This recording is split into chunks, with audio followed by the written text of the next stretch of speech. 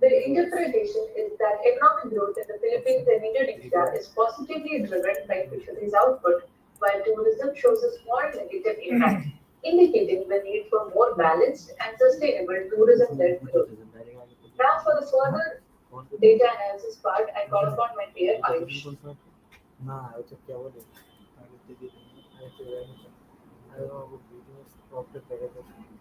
Ayush, you are muted.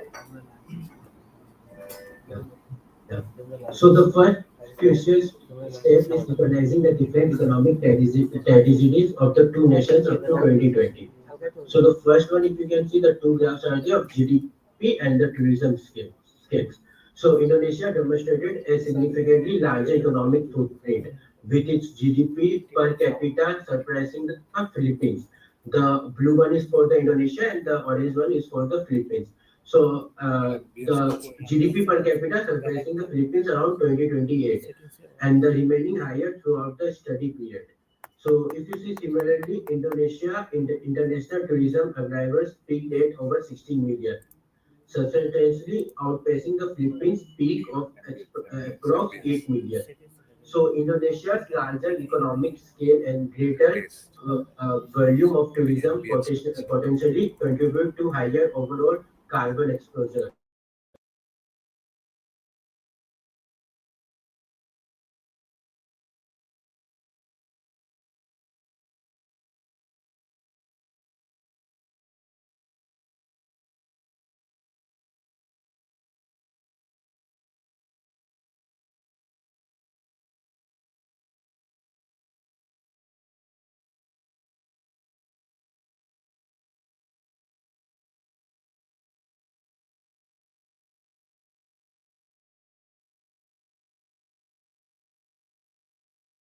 To 9.65 million by 2030, according to the Bhatti analysis.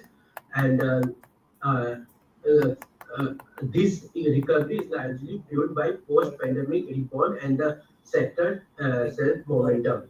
GDP per capita is projected to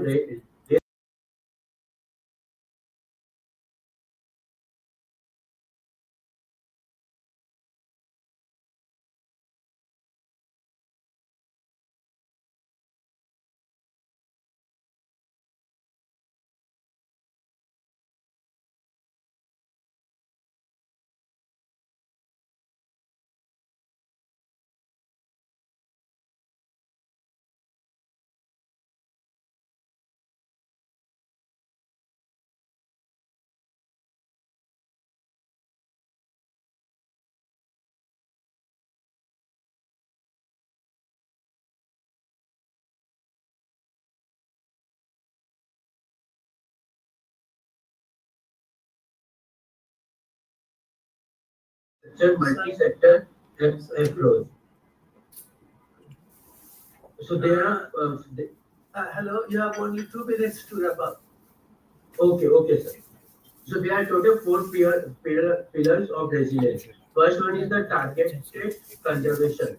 So it created focused marine protected areas in high risk location. These areas must be especially safeguard coral reefs and other OA sensitive resources to support communities dependent on marine livelihoods. Second one is regulated integration. So it stated and harmonized legal framework to fully integrate ocean acidification objectives into existing environment, fisheries, and climate policy. And third one is sustainability tourism initiative. So proactively, it increases eco-friendly marine travel.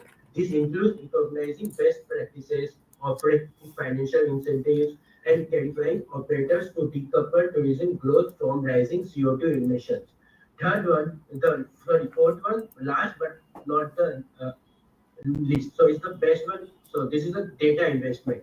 Investment in cutting edge OA monitoring and technological advancement to produce accurate, trustworthy, and publicly accessible data for the Philippines and the Indonesia's oceans data. So this strengthens adaptability capability by allowing for dynamic, evidence-based policy adjustment.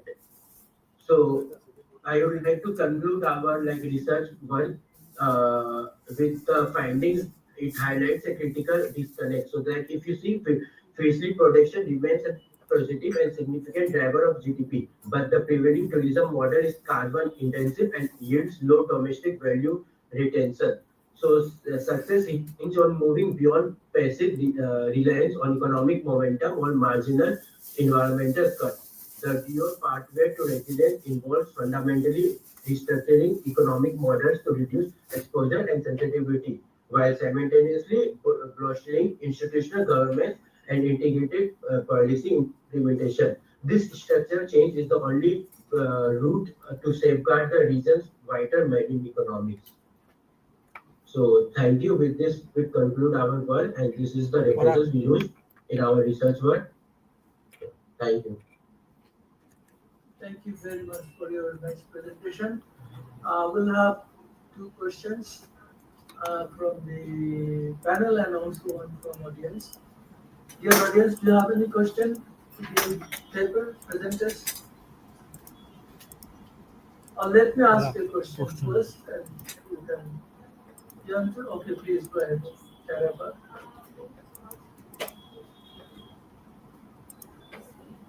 এই মাইক্রোফোনটা ঝামেলা করতে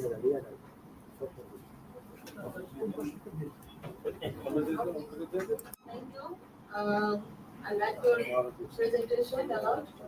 But I have a question about, I think I saw your result that increasing carbon dioxide doesn't have any impact, that much impact on the GDP growth. Is that the result are like that? So carbon, in these countries, are they encouraging carbon emission? Do you understand what I'm trying to say? Hello? Yes, ma'am. Are you okay? Yes, ma'am. Okay. So that your result, regression result about the carbon dioxide and the log of carbon dioxide and I think the GDP growth. I'm asking about that. Thank you. I think this is a difficult question for them to link this with GDP growth. But let me ask you a simple question. We are proposing this mangrove conservation will contribute to ecotourism and then poverty alleviation. When we think of natural solution or EBA, we have two or three objectives that we have mentioned. One is to reduce risk from climate change. You have mentioned about acidification and salinity inclusion, but also engage community for conservation, regeneration, and also using the ecosystem service for livelihood. Do you think these two objectives can also support national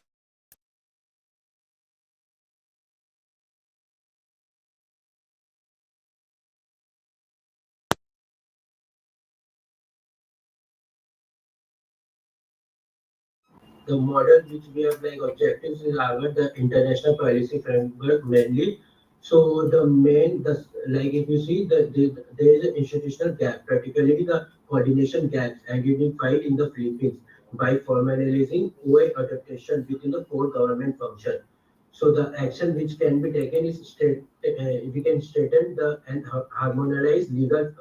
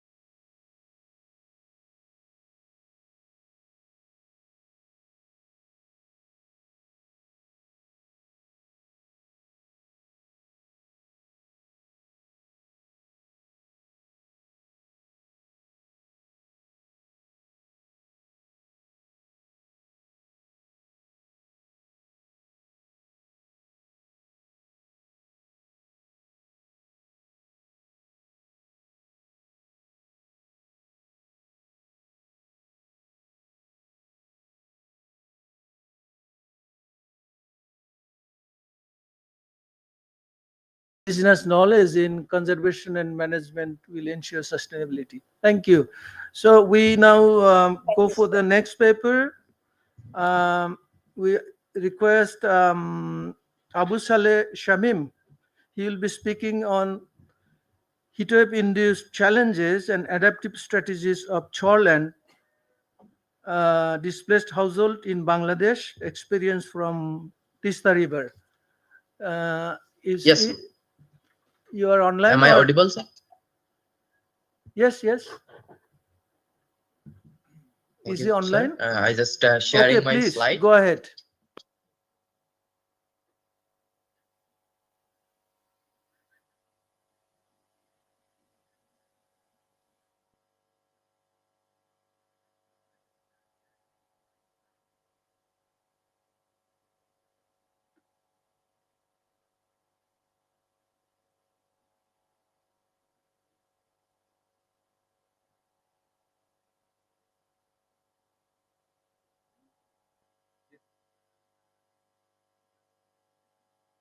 Sir, have any permission to share the slide? I just don't it.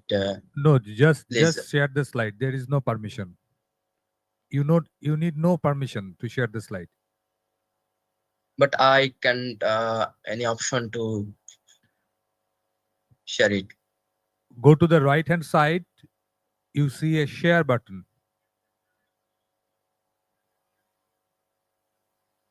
Teacher, but here the no option. Just share content. Share content. Yes. Okay.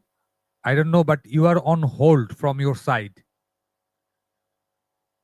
My presentation is visible. No, It's not yet.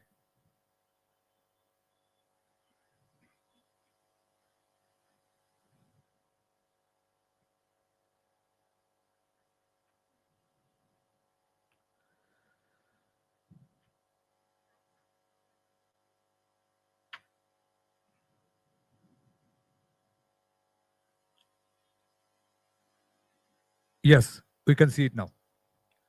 Make it full screen.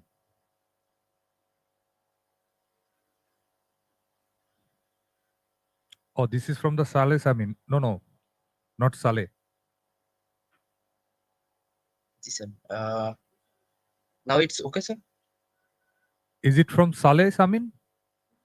Abu Saleh sir. Shamim. Yes, it Abu is okay. Saleh Shamim, sir. Okay, make it full screen. Yes, press the button. Thank you, sir. Yes. First of all, good morning, respected CR, judges, researcher, and online participants. Warm greetings and best wishes to all. And Assalamu alaikum. Here, my name is Muhammad Abu Saleh Shamim from the Department of Sociology, Begum Roka University, Rangpur. And I'm truly honored to have the opportunity to present my research in this conference on the topic heatwave-induced challenges and adaptive strategies of child and displaced household in Bangladesh, a study on Tista River ecosystem.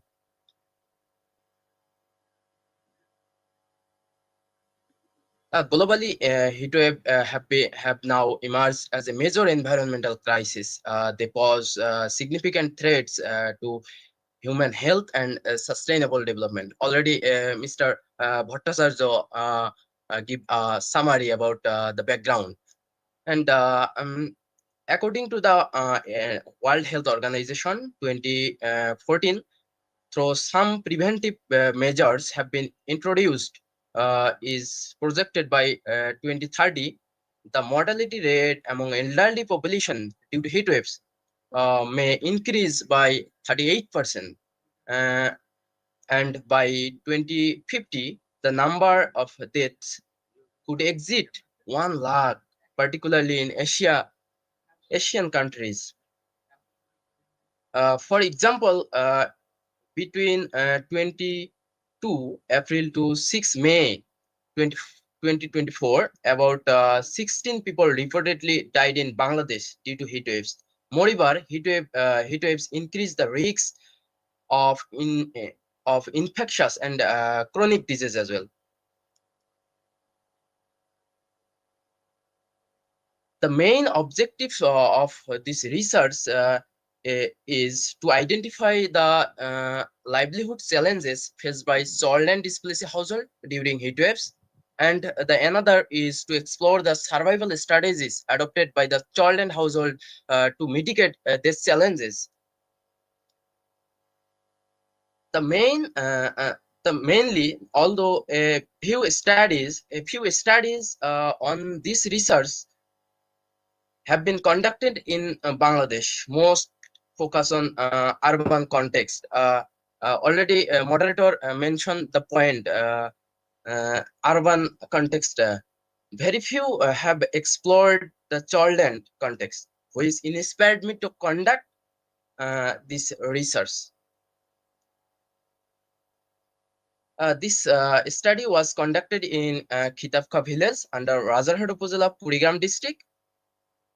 A mixed method approach was adopted for this research. The qualitative data are collected through structured interview schedule, where the qualitative data were gathered using focus group discussion, case studies, and key informant interviews. Here the unit of analysis was displaced household heads, and a total 149 households were purposefully selected, each of which had displacement experience at least once in their entire life. Uh, the quantitative data were analyzed and processed by SPSS 26 version, and the qualitative data are analyzed by thematic analysis. In the main part of this research, in the findings section, the findings reveal several important insights. Firstly, the average temperature in Razarhat Upazila during the months of March to July has been increasing each year, highlighting a clear warming trends. And secondly, the household vulnerability profile shows that 67.1% of the household head are illiterate, 43.6% are landless, and 36 and 36.9% had a majority income level is 1,000 to 8,000. Moreover, 90% household Moreover, 90% household are depend on agriculture, and 73% of had face between 1 to 5 times displacement events due to environmental stress, especially river bank erosion and floods. The study basically focus on three challenges. First is economic challenge, second is social challenge, and health challenge in third position. Among these economic challenge, the study found reported respondent reported reduced working hours, irrigation cost increase, fertilizer and pesticide cost increase, agricultural dependency is one challenge of them, and agricultural damage also a challenge in the economic section. And based on livelihood and income section, unemployment is one of the best challenge, and the high interest in NGO loans is one of the challenges. Lack of enough saving and borrowing. Borrowing exists in this area, but when you go to the uh, high amount of money, then you can take it from the neighbors or relatives. In the social challenges, some challenge the study mentioned, study found like unpredictable schooling, uh, social adjustment disrupt, lack of awareness, gap of social bonding. In the health and service gap related challenges is unequal health access, absence of community clinic, vulnerability to head for children and elderly, for workplace, unsafe living condition, and so on. In the health challenge, bodily You have exhaustion, 2 minutes. dehydration, thank you, sleep disturbance, occupational stress, immediate headache, irritability, mental anxiety, and feel dizziness. I just test conducted in this research. I just want to skip it because time is so limited. I have to cover it. Uh, and The major part is adaptation strategies. The household of the child and area adapt different kinds of adaptive strategies. First is structured strategies. It is related to their home as well. Food and beverage strategies. It's related to food and they consume every day. And third is clothing strategies. It is related to clothes they wear in everyday life. In the heat wave season or in the heat wave season, they wear the light clothing. It's their traditional strategies as well. In the economic strategies, it is one of the adaptation strategies and the awareness strategies. In the section, when they go out from the home, they take umbrella, they take water, they take some sunglass, different types of awareness strategies they employ.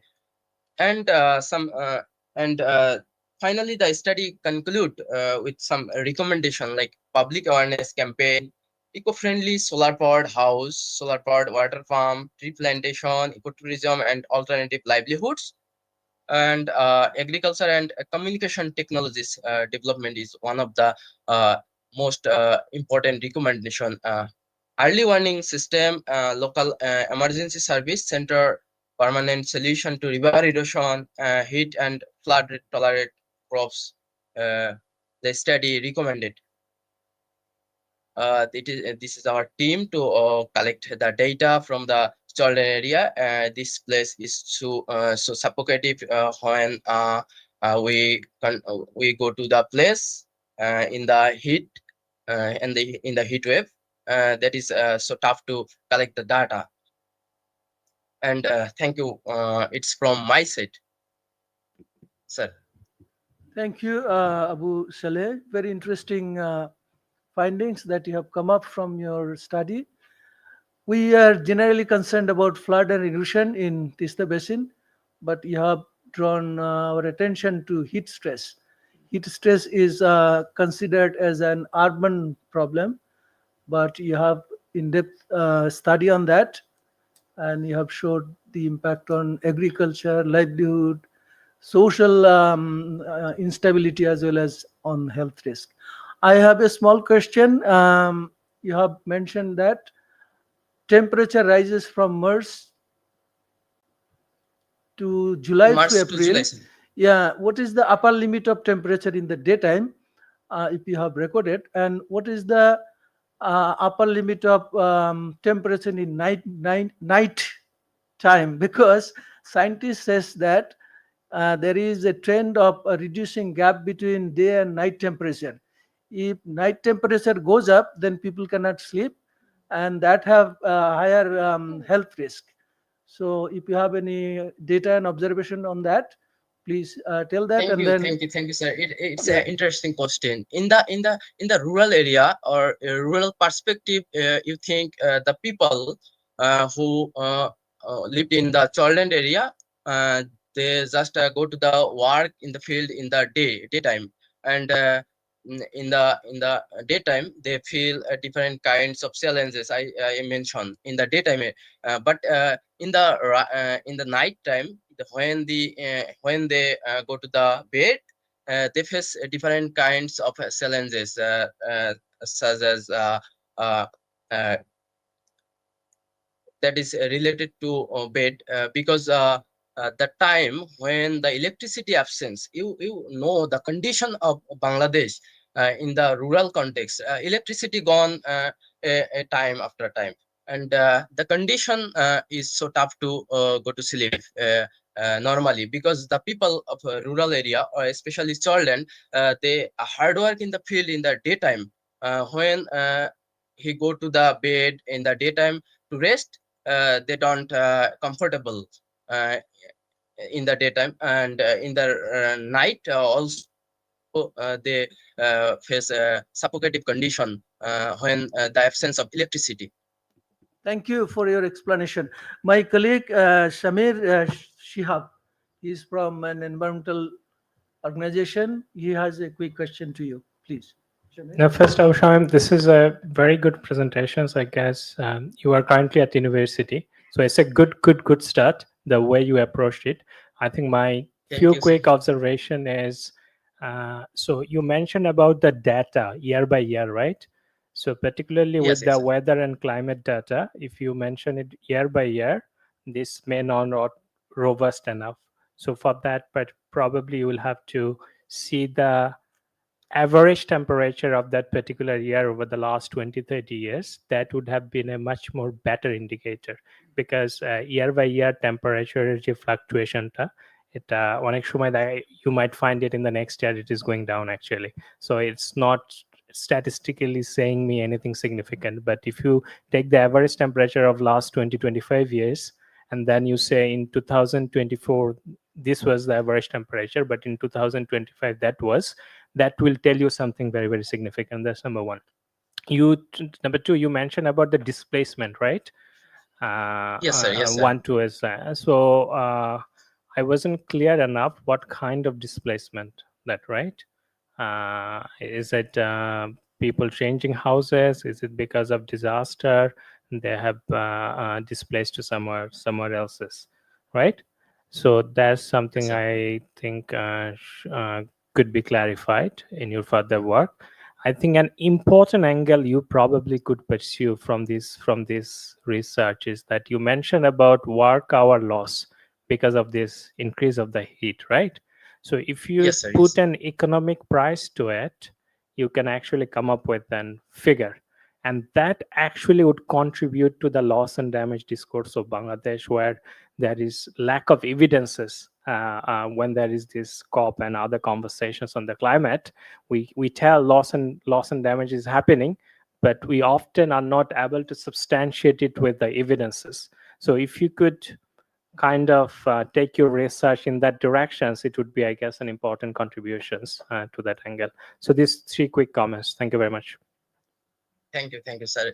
In your first portion, I just polite disagree with you, because you just mention the average temperature of yearly, but I just mention here March to July at the time of heat wave. In the section in the past year, you know better to me the school, the primary school, the high school, and the madrasa that got pressurized to off because of heat wave, and people and children face numerous challenges. Here the temperature I analyzed uh, from July, sorry, March to July. That is the main point here. And the second is I just forget, but it is related to economy base. Maybe displacement. Actually, the people are the household are displaced by riverbank erosion almost, and somewhere flood. They sometimes displaced by riverbank erosion. Uh, their condition was like they go to the one place to another, pressurized from riverbank possibility, and some of them have displaced riverbank erosion I directly. think you explain a bit. We have a question from our panelist, Mohammad Abu Taib. Is from South Asian Gender Lab, Innovation Lab. So I'd request you to put your question. Thank you, sir. Please. Thank you. First of all, I would really like to say it's a great presentation, and really respect the passion that went into it. So thank you for that. But I just wanted to add that from in your methodology, you mentioned that there was both a qualitative and a quantitative part. Can you please focus a bit Exactly. on what was done on the quantitative part? And then while selecting your sample, you mentioned about having 149 household heads who were displaced. So just wanted to understand, they were also mostly landless. So was it because of that they were landless and were looking for economic opportunities, or was it because of the factors that you have mentioned, that they were displaced because of river erosion? So how did you disentangle both these factors from your discussion?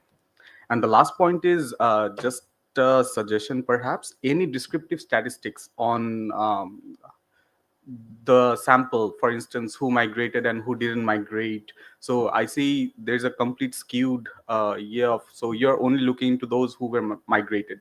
So perhaps any descriptive stat on the places from where they migrated, just to give you an idea on what are the factors.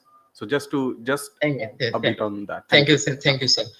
First of your question, first one is about the number of displacement, the number of respondent. Here, I conduct 149 household head are taken in this research, especially those live in the islands or and Adaptation. Here a question is about island and Adaptation. Islands are is covered by water. They live in the shoreland area. That is the island that is covered by water. They have to move their daily necessaries to one place to another. They have to use boat, and the portion at Assur, they are existing in 200 meters beside the river. They have also to move one place to another using boat, because their land exists in the shore area. They have to go there to work or other activities. I just take them all. Basically, express they express their word. They are displaced because there are no evidence actually. I found because mm, I don't found any study in the area, and their word was like they since their place due to riverbank erosion. It's 1 to 5 times is a little portion, but 5 to 12 times is more than the 1 to 5 times percent.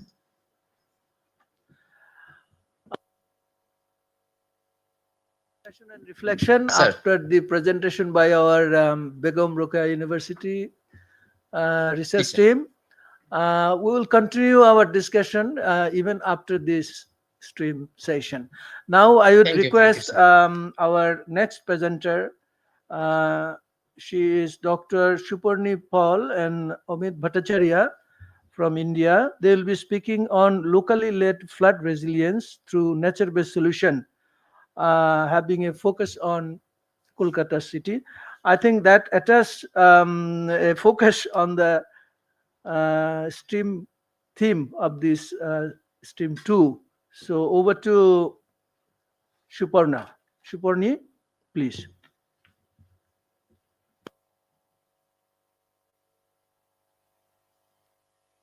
Good morning and warm greetings from India to the eminent panel members and the audience. Me and my colleague Dr. Amit Bhattacharya is making a presentation on locally led flood resilience through nature-based solutions, a study of Kolkata's hydraulic ingenuity. This study forms a part of our ongoing research into how locally rooted ecological and community-based strategies can help Indian cities adapt to increasing flood risk. Across India, most of the major cities are situated along river banks, a legacy of their historical dependence on water for trade, transport, and sustenance. However, today, the coastal cities like Kolkata and Mumbai, and also the inland cities like Hyderabad and Delhi are witnessing devastating flood. These are not merely natural disasters, but the result of planning failures, inadequate drainage, canal encroachment, and the neglect of natural buffers. Our work examines how flood resilience can be rebuilt from the ground up, integrating local knowledge with ecological restoration. If we look at India's national flood hazard map, large parts of eastern India, particularly the Gangetic Delta, fall under high to very high vulnerability zones. Kolkata, located on the western bank of the Bhagirathi Hooghly River in the lower Gangetic Deltaic plain, lies at the heart of this region, making it extremely susceptible to both riverine and urban flooding. To understand this risk in context, it is important to look how Kolkata's urban form and hydraulic systems evolved from a city once shaped by its canals and wetlands to one now struggling with their neglect. Historically, the city grew around a complex network of canals, wetlands, and tidal creeks that connected the Bhagirathi Hooghly River to the wetlands in the east. These waterways were originally part of a naturally engineered drainage system that balanced rainfall, tidal flow, and wastewater, what we refer here as Kolkata's hydraulic ingenuity. The East Kolkata wetlands on the eastern side functioned as a massive natural sewage treatment and flood absorption zone, a globally unique ecological asset. However, post-independence urban expansion, land reclamation, and industrial growth began to sever these natural linkages. Many canals were filled, encroached, and converted into drains, while wetlands were reduced by nearly half due to real estate pressures. What's even more critical is that urban governance around canals remain fragmented. Responsibilities are divided among multiple agencies, leading to conditional failures and weak accountability. To respond to the multiple and overlapping causes of flooding in Kolkata, we needed a framework that looked beyond conventional engineering solutions. So our conceptual framework connects the three fundamental dimensions of flood resilience: exposure, sensitivity, and adaptive capacity, to understand how communities experience, respond to, and recover from flooding. Here, exposure refers to where people and assets are located, their proximity to the floodplains, rivers, or canals, the density of settlements, and the location of critical infrastructure. In Kolkata, this is extremely high along the canal edges and low-lying informal settlements. Sensitivity describes how vulnerable those are: the weak building structures, lack of basic services, poor waste management, and degraded environmental conditions. Adaptive capacity reflects how well the communities can respond depending on institutional support, governance mechanism, financial and technological resources, and most importantly, community awareness and education. So bringing these together, we developed an integrated flood resilience approach which blends two complementary frameworks: the nature-based solutions and the locally led adaptation. The nature-based solution approach focuses on restoring and enhancing natural systems such as wetlands, riparian buffers, green corridors, and permeable landscapes to reduce flood impacts while improving biodiversity and quality of life. The locally led adaptation or the LLA approach emphasizes community-driven action, participatory planning, and the use of local language. It advocates decentralized government, inclusivity, and empowerment of the people most affected. My colleague Amit will explain the strategies in detail. Thank you, Shobhani. Uh, to have this resilient framework, we had this 3P strategy: protect, prepare, prevent, which respectively restore ecological buffers in the wetland, canal, riparian areas. Prepare means build institutional social readiness through ward level and ULBs, climate education, participatory mapping. And prevent is the reduction of exposure by introducing spawn city mechanisms and many other permeable solutions in the urban area. Each stage blends governance, ecology, and community empowerment. So we have few of the toolkits which exemplifies the protect, prepare, and prevent strategies in various context-specific solutions, which we took in 3 pilot areas, which are most the critical regions, eco-sensitive regions in Kolkata city. Shobhan, could you go next? Yeah. So our first pilot area is Tolinala, historically known as the Adi Ganga stretch, which is severely encroached and polluted, which demands immediate ecological restoration. So the strategy includes reintroducing native vegetation on embankments, creating ward level monitoring groups, developing offline detention ponds for temporary storage under protect, prepare, prevent strategy respectively. This strengthens both ecological and social resilience. The second pilot area is circular canal, which is also highly concretized.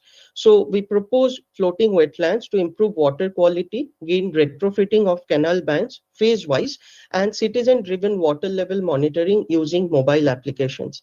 These are LQC approach, like lighter, quicker, cheaper, but with high impact Amit, interventions integrating you have only technology. 2 minutes to wrap up. Your Sure, sir. paper is very interesting, but please go to conclusion. Yeah. Sure. So it is the third one across these 3 canal system. What we observe that locally laid and nature-based interventions offer multiple benefits: ecological protection, social inclusion, and adaptive governance. Feasibility depends on community participation and local institution, the very essence of locally led adaptation. This integration also creates co-benefits like biodiversity enhancement and urban cooling.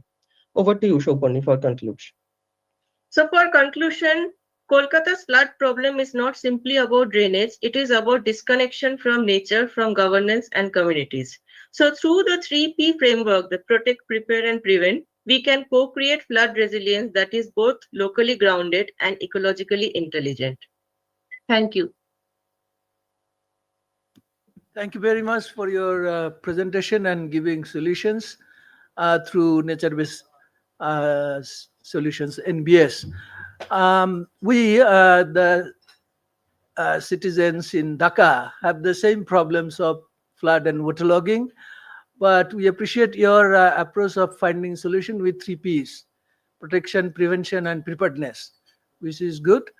But a city with a huge population in Kolkata, I'm worried how the poor people are prepared for reducing their risk from waterlogging and flood.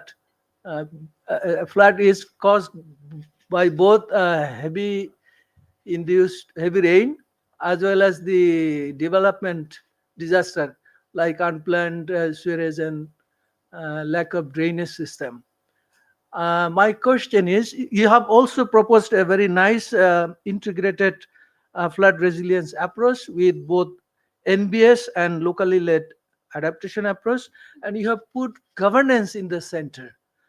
My question is how the city government are responsive to the poorest who are the most vulnerable to city floods.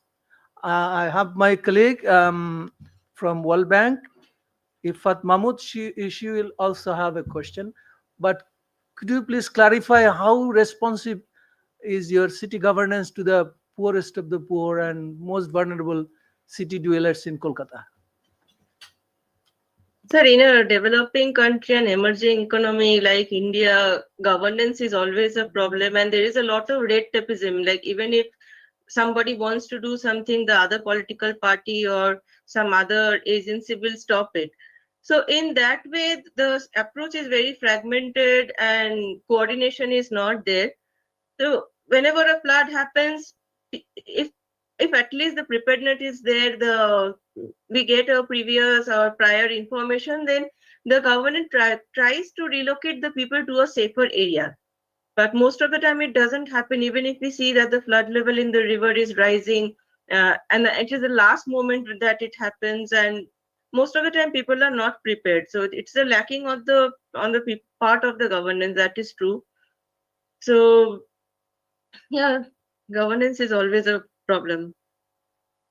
Thank you. Over So, to I'll Ifat come back. Mahmood. So She could has I a question. add to this? Oh, yes, please. Could Amit. I? Yeah.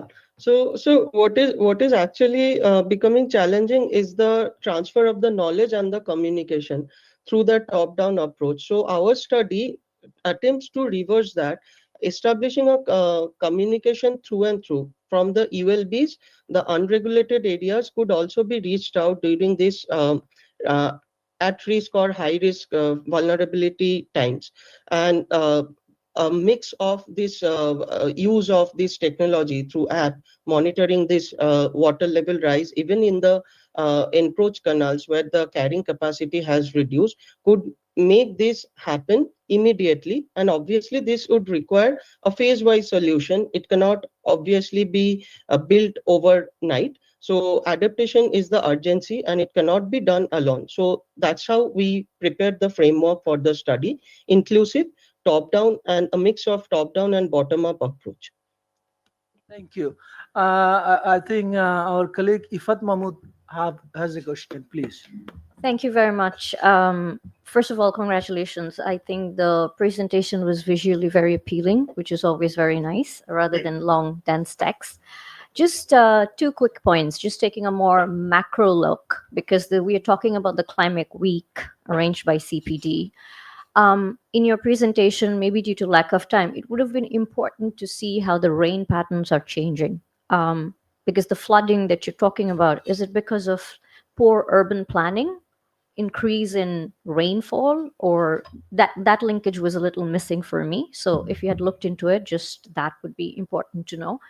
Second is for any when you're recommending policy options, because this is talking about policy options, it would be nice to know what is already being done. So what is the change that you're proposing would be nice to know. Thank you. Yes, ma'am. To answer your question, we did show in our slide that the frequency of these storms, particularly the cyclones in the Bay of Bengal, this frequency is increasing. In the 80s and 90s, it was maybe once in 3 years, but now it is almost like 3 times in 1 year.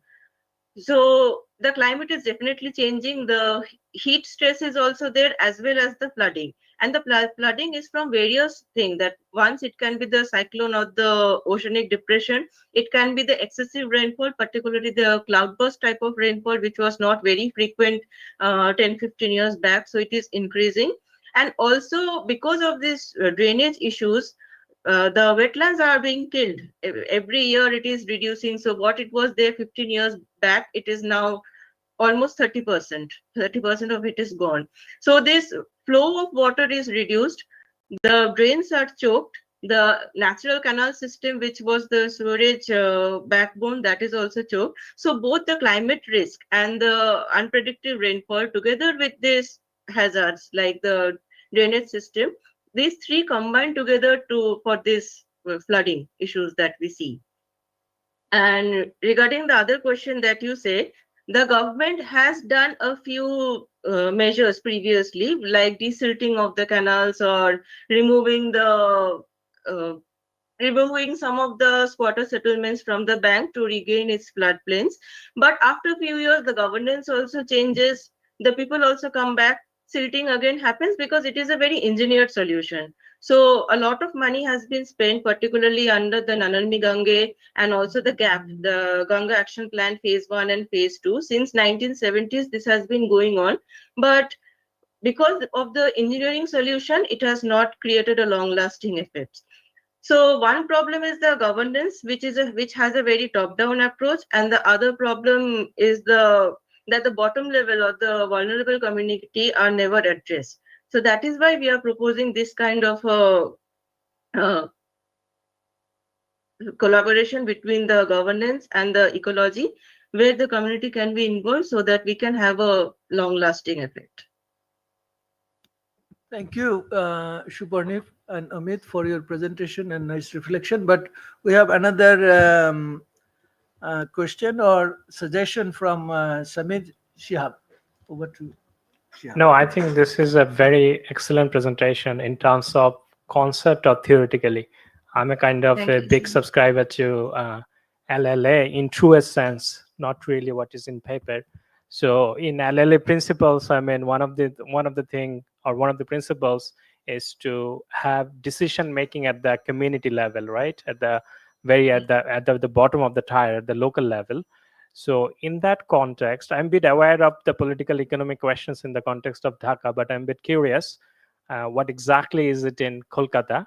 and I will lump few points here together if you can respond it together. One thing is the the the mental framework of the decision maker, policy makers, mostly trained in the classical economics, so they look into just the infrastructure led, growth led development, right? And what you're proposing here, more nature based, which bottom up, community led. So two things.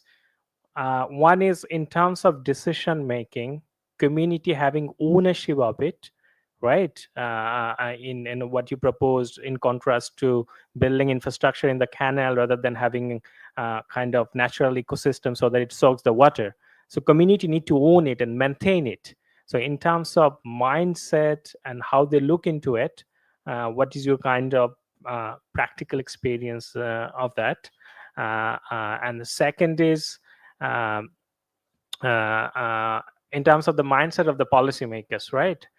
In the if you look into it holistically in the long term, that might be paid off, but it's often the political decision makers is looking into in the short run, right? What's economic trade-off? Like I have a piece of land. If I build an infrastructure, that's of course a lot of growth and a quick payoff of that sense. But the framework that you proposed is looking into the problem more holistically and having community ownership, participations, decision making, and also looking into the ecosystem more holistically. So there are a few points that I tried to lump together, but if you had any quick comments and observations on this from your Kolkata experience and perspective. Thank you. Yes, sir. So over the past 10 years, when we were working with some of the developers, we both of us are architects and we have been working with them. So it has been seen as a common trend that particularly the lands encroaching into the East Kolkata wetlands, when the government is selling these lands to this real estate, and maybe there is a part of the canal which is adjacent to the site, or there is a natural water body which is there in the site. So they have some strict guidelines which you can do up to a certain level, again keeping the flood levels and the floodplains intact, and also how you are treating the pond edge. So there are some things from the government, and then the developers or the local people, they take it up according to the policy that is already there. In the other areas which are like not within a boundary or not within a ownership, implementing these policies is little bit difficult, and there is no as such ownership or from the community people. But there are some examples in Chennai and Pune, where in Chennai some of the lakes, the natural lakes, and in Pune the Mula Mutha river. So these has been the initiative has been taken by the community. They have approached the government with some solutions, and some of it has been implemented as a pilot study, and it has been successful. Like over the last 5 years, it has been successful. So they are trying to uh, continue it in the next few stretches.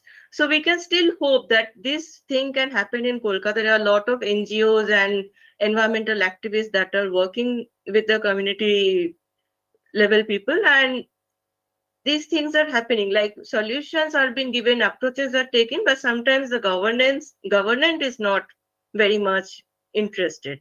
Another hope is that the governance in our cities, it is at a very macro to micro level. So under the city level administration, the final administrative unit is the ward level. So if the councillor of that ward is sensitive and is little bit sensitive towards the communities also, then these actions can happen. Like it is happening. To small examples, it is still happening. So we can be hopeful that something can happen in future. Thank you, Shipurni and Amit, for your good deliberation and exchange. Now we have to move to the next presentation. This is by Shikha Datta. We have Shikha in the conference room, so we are happy to welcome her to make her presentation. She will be speaking on frontline yet forgotten, integrating informal waste collector into climate change adaptation framework. We have in Bangladesh NAP, National Adaptation Plan, which is the government and the consultant claim that this is country driven, gender responsive. It has focus on the most vulnerable group. But let us see what Shikha has from her study. Over to Shikha.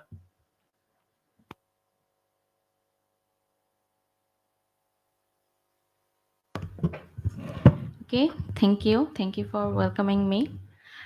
Good morning, everyone.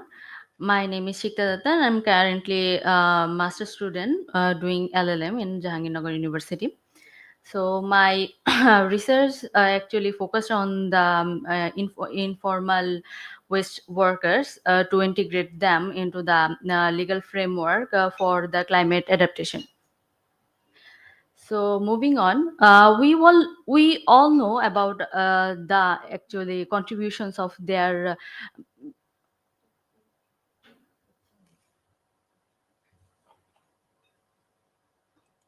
sorry, no, the okay.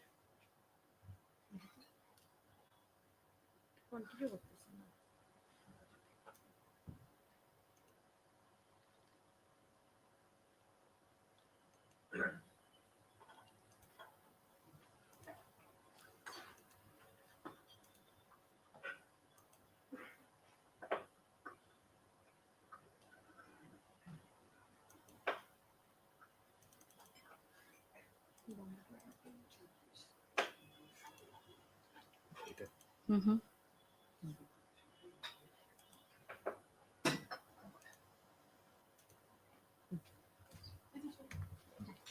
Okay, sorry for the inconvenience. Okay, so as of the contributions, so we all know about the contributions that has to make by the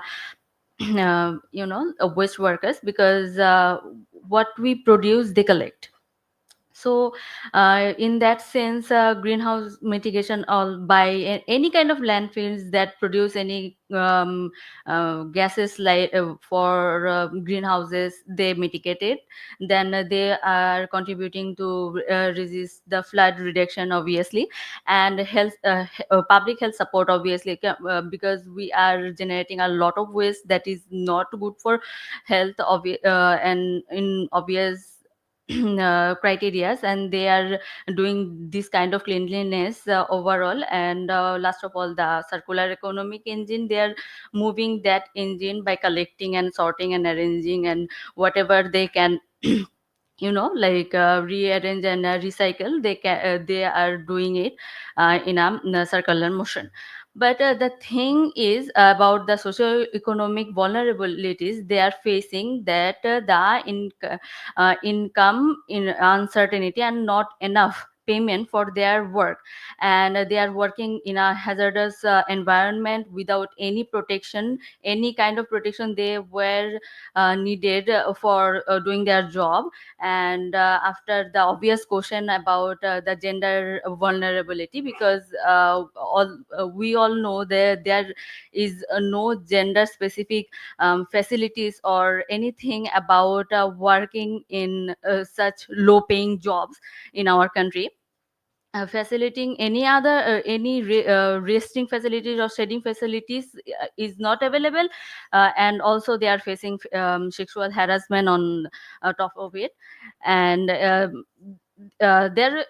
was an article in New Age Bangladesh paper about this, and the heat stroke they are facing while working in extreme heat in the infrastructure or in the open field while collecting uh, waste.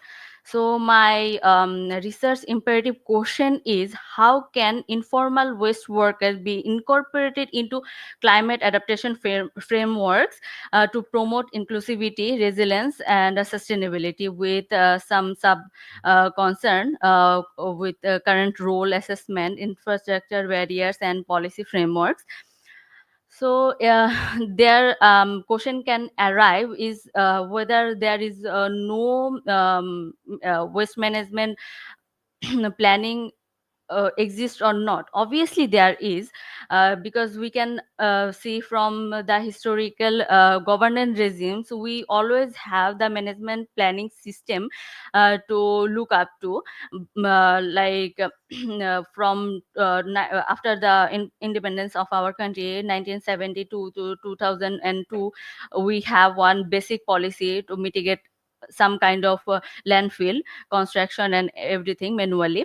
Then there comes the collection to centralized disposal, and then the control to sanitary disposal. That is the recent one, and there they try to incorporate the waste to energy and three are set strategies that is very recent to our climate change agendas. So there are these kind obviously present, but when it we can see it in a flowchart where the how the regime change, and what is the actually shifted in the regime priority wise, and the socio-economic drivers when the regime change and the different kind of policies being adopted, what the actors involvement here, donation wise and economic wise, and the major initiative they are taking via this regime change and policy implementation. But the main the thing is, uh, apart from the persistence governance, there are these lackings like legal recognition, institutional fragmentation, inclusion from platforms, and that data and visibility deficit, there are always there, and it's being unbearable in the institutional barriers. So what we can mitigate to like to do incorporate the informal waste workers, I want to actually outline four strategy policy wise to recognize, integrate, and support informal waste workers. And the first and foremost one would be policy integration and legal recognition, because there is as we have the labor act 2006, we do not have any kind of legal recognition for the waste workers as of today.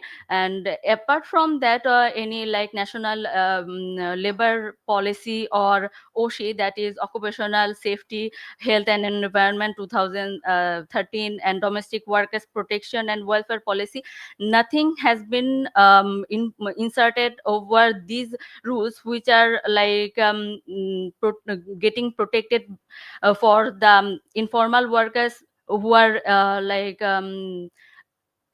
adopted for small jobs and low collar jobs, that is but there are no specific any kind of integration for the informal waste workers. So I want to propose or I want to suggest in that their policy integration would be for the recognition of the environmental service work providers. And then the participation, that is for their actually representation to voice in the policy. Apart from their informal waste workers, we have in every sector we have their advisory board or any kind of union to represent them. But unfortunately we do not have that kind of participation for this field of workers. So I Shikha, want. it seems you are concluding. Please Yeah. finish it in 1 minute. Okay, sure. Please. So and the next one would be the social protection and occupational health concern, because they are dealing with the waste, and waste generate different kind of diseases obviously, and they have for their occupational hazard problem, they have to have the social protection for the occupational health programs. And then the last thing is we are transiting ourselves into the just transition. So I want to include their profession into the green collar job consideration, so that they can have that kind of security and training for the upcoming future that we are visualizing.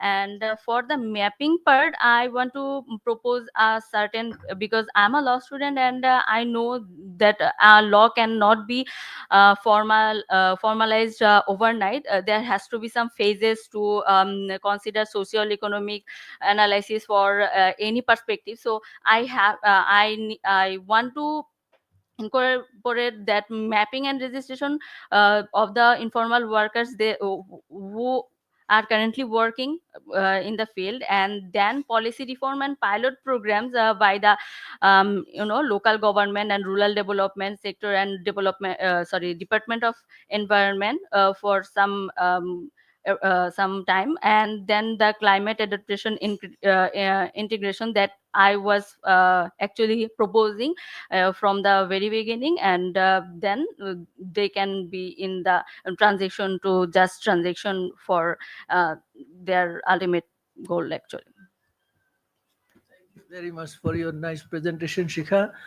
You have drawn our attention to a very pressing problem, the waste collector.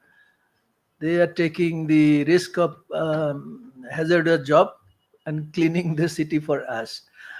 But climate change is again bringing new challenges. You have already mentioned about heat stress, but also they are facing wage inequality, all these things, Yes. gender-based violence. Yes. I think she has a good research questions that are linking to institutional response, legal support, as well as governance. Yeah. So this is a very good piece of research. I would request from the audience if you have any questions to Shikha or any suggestion how best she can improve her research framework and findings, or anybody from my distinguished panel to raise a question or give a suggestion. Over to you. No, thank you, Shika. Thank you. Touched on a very important topic, but I think to me it seemed like you tried to cover too many areas in your research. So if you could perhaps focus on a few specific aspects. For example, you mentioned about gender, right? No, I didn't actually specifically. When we frame any policy, there is a always consideration about gender. It's not like particularly we have to focus on that. We always have to consider any occupational hazard or any kind of policy we implement. We have to consider there is a segment for the women to have their job comfortably. Yep. But it's not the focus. It's the focus of they are doing the bare minimum work under their legal protection and regulation. Yep. No, That's so the point I was trying to make is that, for example, if you could present the gender segregated data here, what percentage of women are currently employed in this sector, right?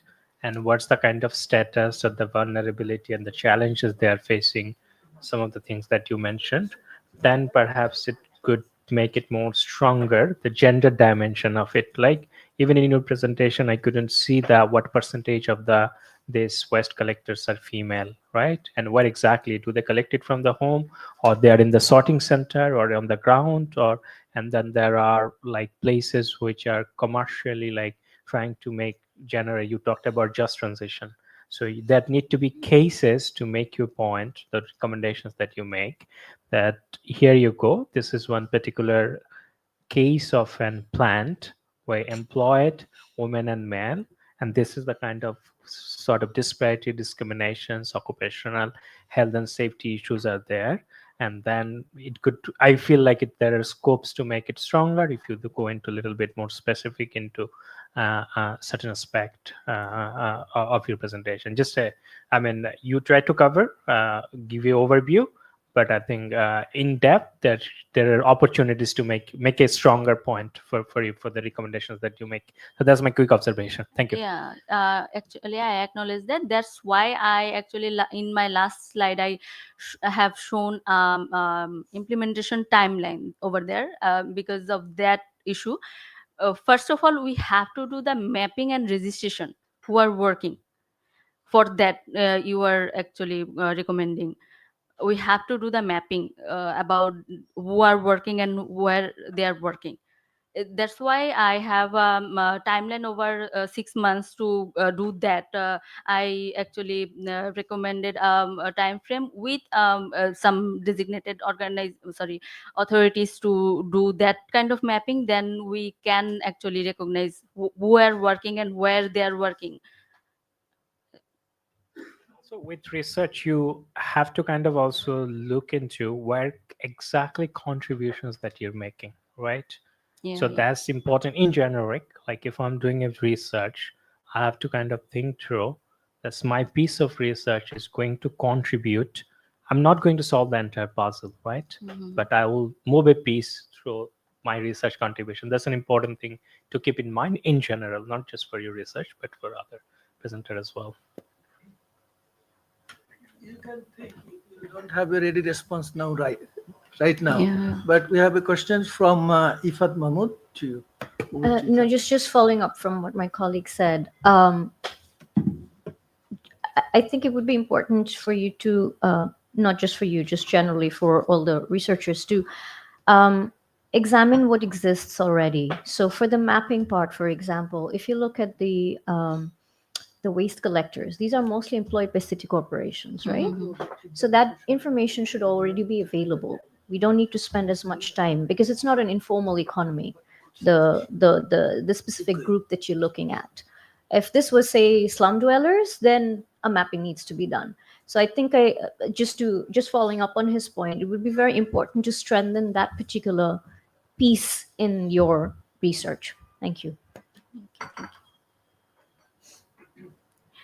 In that case, yes, there are availability of that data, but as of now, I was actually focusing on the regulation part and the informal ones, who are not actually formally, um, uh, you know, working under the municipality, because many of the workers are actually working under contract basis, and they are continuously working without any formal recognition or without any registration from the municipal part. Good. I think she's looking at the legal part, how the government recognize them as worker and raise their wage as well as give health service. Yeah. I think Mohammed Abu Sorry, Taib, just on that. Sorry. Yeah, just look into it because I work with local government. The contracts are with the city corporations. These are not private contracts. So if the contracts are there, the numbers are there, the terms and conditions are there. So just look into what already exists because that would only strengthen your case. Yeah. Right now, these questions will emerge that these are already there. Why are we investing time and effort into it? Okay, understood. okay, over to If I may just add, Okay. first of all, a very novel idea. So thank you for that. I'll just like to add with the rest of the panel, as Ifatap also mentioned, that it's very important to state the status quo so we understand where we are right now and what we have to do. So if you don't know where we are right now, so it becomes difficult to understand where we want to go. So just stating giving a clear visual of where we are with numbers, that really helps establish your ground and the framework. Regarding just transition, the word came up really, I'm not that familiar with the literature, maybe others can also say, but um, I don't know how just transition incorporates to it, because from my understanding, it's more like from switching from renewables to, and the labors that is invested in non-renewables, how do we integrate them? So from what perspective you're mentioning them? That's question one. And the other question would be just to get a bit of clarity on, so you're suggesting formalizing the informal sector of the contracts, and that will help climate adaptation. So did you spend any time on how or what those adaptations would be? Thank you. Okay, for the just transition part, actually, when we are like shifting towards renewable energy, we are actually I have mentioned that part for the reason that we are not beyond waste. But whenever we are transiting, we are not beyond waste. So when it can be renewable energy. We are like installing solar panels, but they will be going to waste in some point. But when it comes to the hazardous part, collecting that kind of waste, we are not incorporating or not indicating any training to the waste collectors, any kind of training. That's why I have mentioned them in that sector, because we have to transit over time with uh, investment and any kind of theories we are bringing to our local areas that are foreign to the waste workers. And the other question, sorry, I forgot. Can you repeat, please? You are progressing your research, question will come and you have to think how can you incorporate this in your framework. One of the question was how to improve their adaptive capacity. You have already mentioned that they are facing heat stress during collection of waste. So what should be their adaptation strategy? Is it they can wear some clothes or use umbrella or take adequate water? So adaptation is not always coming from the government. It could be come from the community. That sort of response also should be improved through innovation. Yeah, Do you have anything in your mind? actually it's it kind I want to refer to the garment workers. They are adapting to our climate and our less kind of opportunate workspace, and they are the contractor who are like sourcing that kind of resources, or any informal workers. They are collecting them from any kind of slums or whatever, wherever they find it. So they are collecting them contract basis, but they are not providing any kind of facilities to them, and they are dumping their waste wherever they are. But the thing is, I want to propose a legal system or a regulation, what they have to maintain, like we implemented in the garment sector to. I would suggest you to have interaction with our expert panel during the lunch. So you can improve your understanding, also get their suggestion how best you can improve your study. Yeah, sure, Okay, and sure. findings. Thank you, Shikha, for this presentation and your reflection. Now I would request Imal Ahmed Hussain Jad. He is studying in China at the Wuhan University. He will be speaking on 2 decades of warming, urban expansion, and accelerated heat islands effect in Kabul. We are also facing that sort of problem. I would request Imal also to focus on how nature-based solution can reduce the heat island effect on the city. Over to Imal. Thank you very much. Can you hear me, everyone? Yes, yes, you are very clear and loud. Okay. Please go ahead. All right. Thank you so much, dear professors, experts, students, and whoever listening to us. I'm Imal Ahmad Hossainzad, originally from Afghanistan and studying at Wuhan University, a PhD student under Professor Guo Junghua. And this is part of our long objectives work. Few of them have been already published. This is some part of the study which I'm presenting to you today for sharing purposes and also for your feedbacks. Kabul city have been studied from different perspectives in terms of urban environment, but not extensively studied from the heat related risk.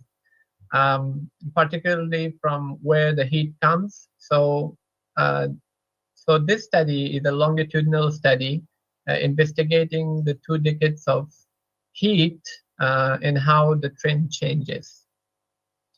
So I'll take the normal way of presenting the research study.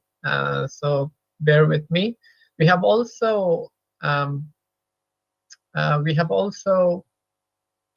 published few studies before this to find out whether heat and urban heat islands is an issue in Kabul study and overall in the South Asian region.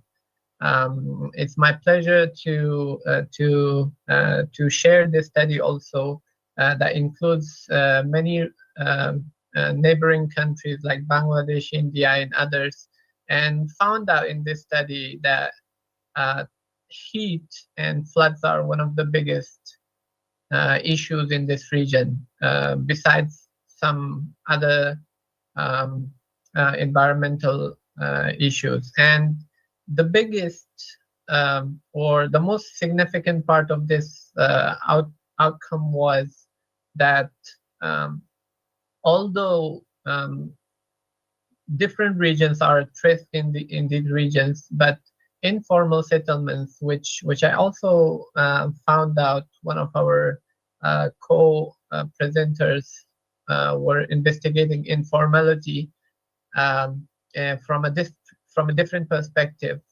Informal settlements are the most vulnerable to these risks, particularly to temperature changes and floods. So Kabul city, not many would be visually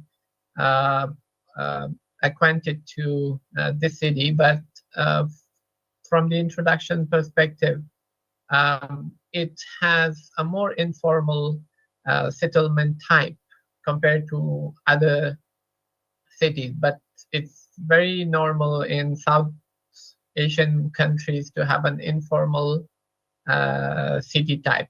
But Kabul city is over 70% informal, and it was originated formally, in fact, when it was created, but as the urbanization trend continued, it turned into an informal city.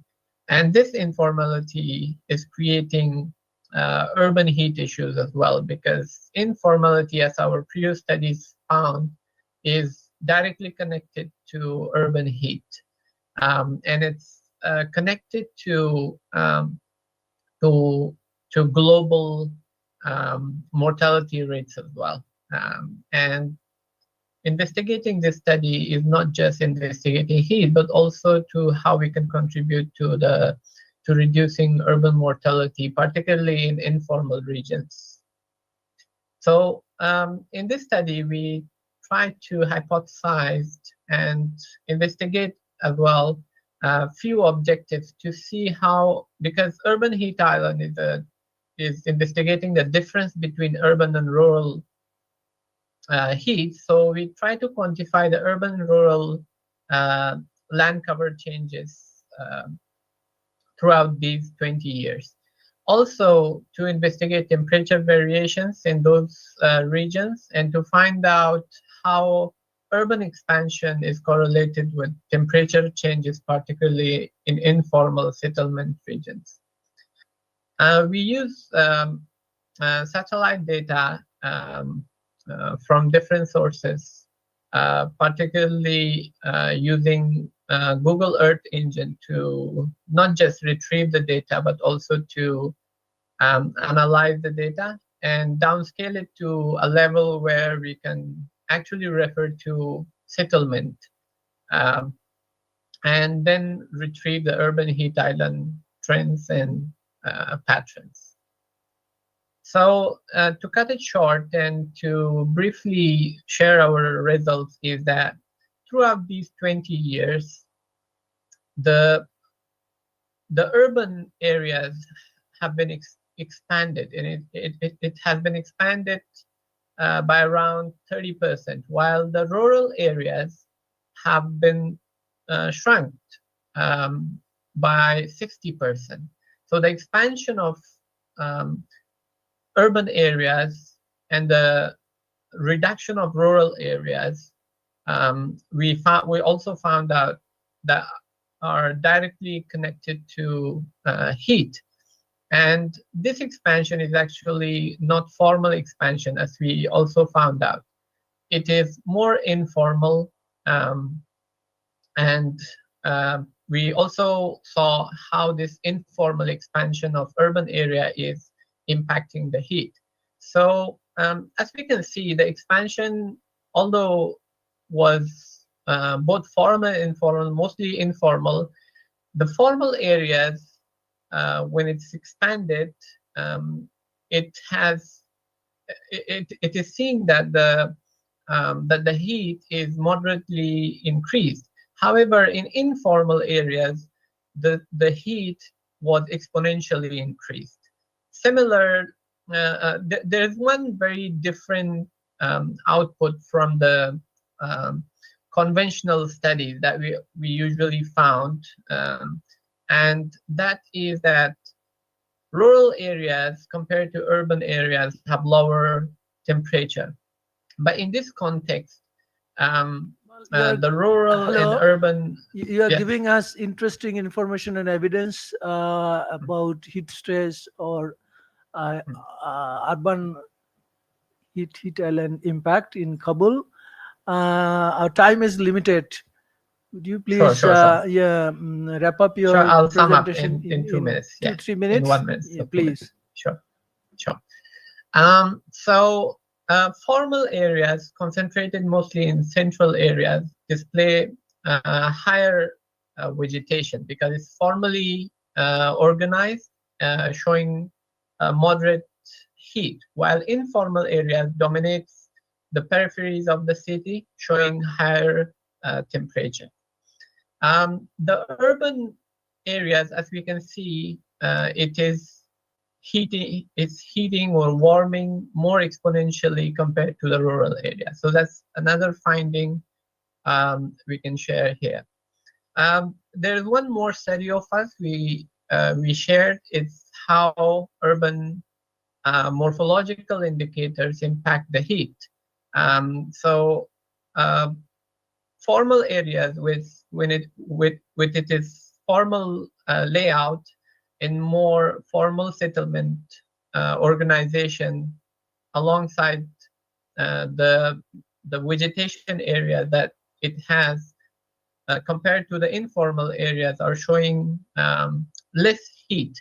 The barren lands are around 5 degrees more warmer compared to the formal areas. So these are the kind of trends we found, and focusing more on informal areas and barren land, which are accompanied by the informal regions. These should be investigated further. And the urban heat island pattern shows that it's kicking in Kabul city. So more studies should be conducted to see how these urban heat island trends are impacting the local city. So one specific thing that Doctor also pointed out how natural-based solution could be integrated is that, as we can see, these barren lands are showing higher heat. So part of our solution in this paper that I might share with you, maybe the link of this investigation, which is published in Sustainable Cities and Society also, is how these barren lands can be turned into vegetation in order to decrease the heat of informal and informal attached barren lands. So thank you very much. Thank you, Imal, very much for giving these insightful and evidence-based findings. You have talked about the localized factors of urban heat, including land cover changes, expansion of city areas, and also use of fossil fuel that increase heats in the city. And also, you have suggested some NBS, nature-based solution, including green space, blue space in your city to reduce heat stress. I have questions, then my colleagues may also have some questions. Beside these localized factors, do you think the global temperature rise, Paris Agreement aims to keep the global temperature well below 2 degrees Celsius at the end of this century. But WMO, the World Meteorological Organization, has already reported that in 2024, the global temperature has average global temperature has crossed 1.5 degree. So, do you think this global phenomena can also have some influence on the local heat stress increase? And I would request my colleagues.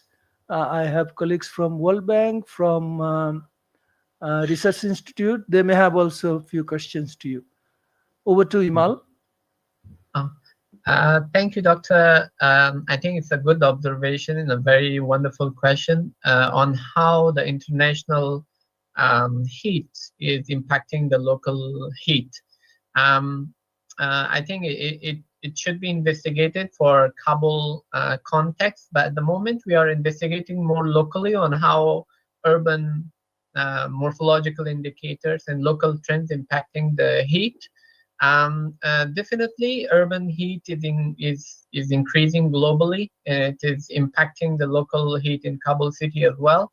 And how it should be investigated, that is another thing, whether combined with the local trends or the local indicators, or individually studied as global trend.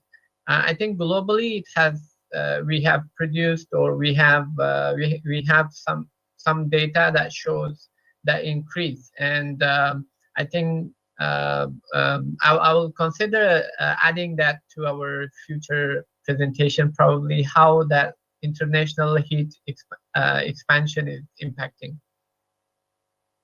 Thank you. My colleague, Ms. Ifat Mahmood, she is a climate science policy expert from World Bank. She has a question to you.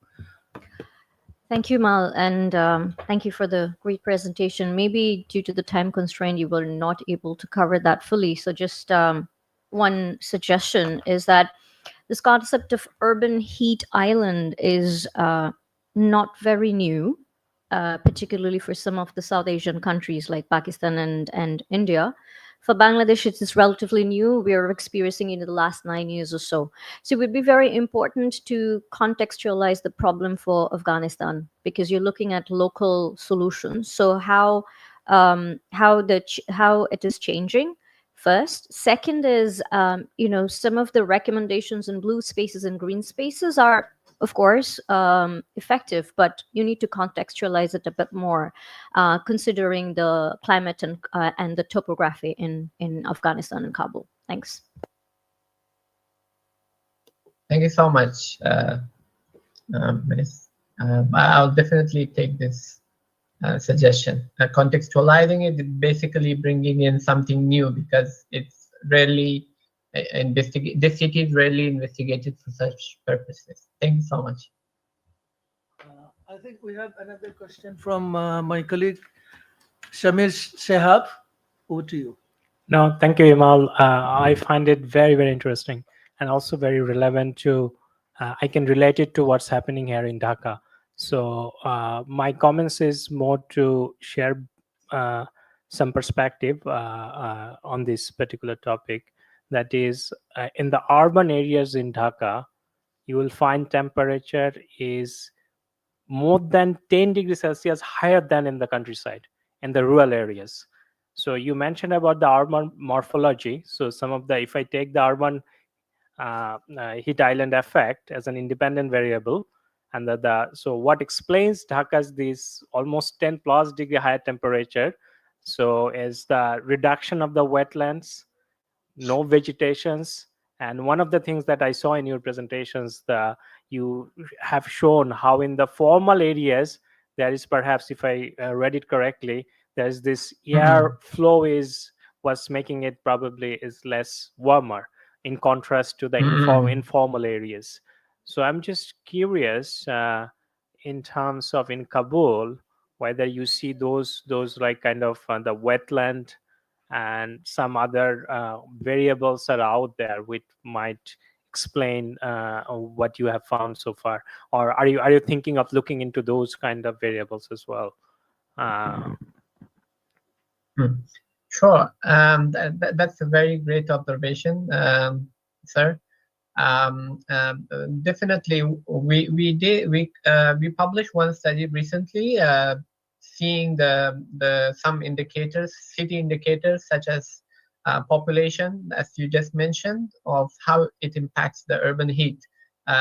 In Dhaka, as you pointed out, it's similar in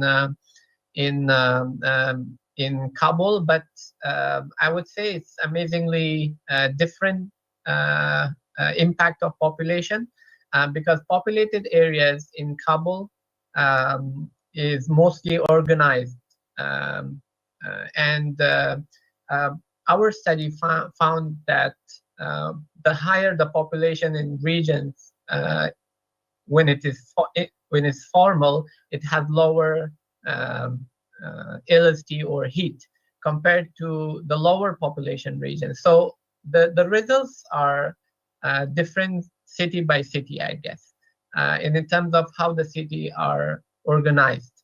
In informal areas, the population is spread and not organized vertically. So that is one of the reasons why formal area, despite its congestion of population, it has lower heat compared to informal areas which are spread. So the barren land in the peripheries of informal areas are impacting the heat mostly compared to the formal areas. Thank you, Imal, for your reflection. We have a very august gathering here, and we'd request the participant to raise any questions to the expert from Wuhan University in China, but he's from Kabul in Afghanistan.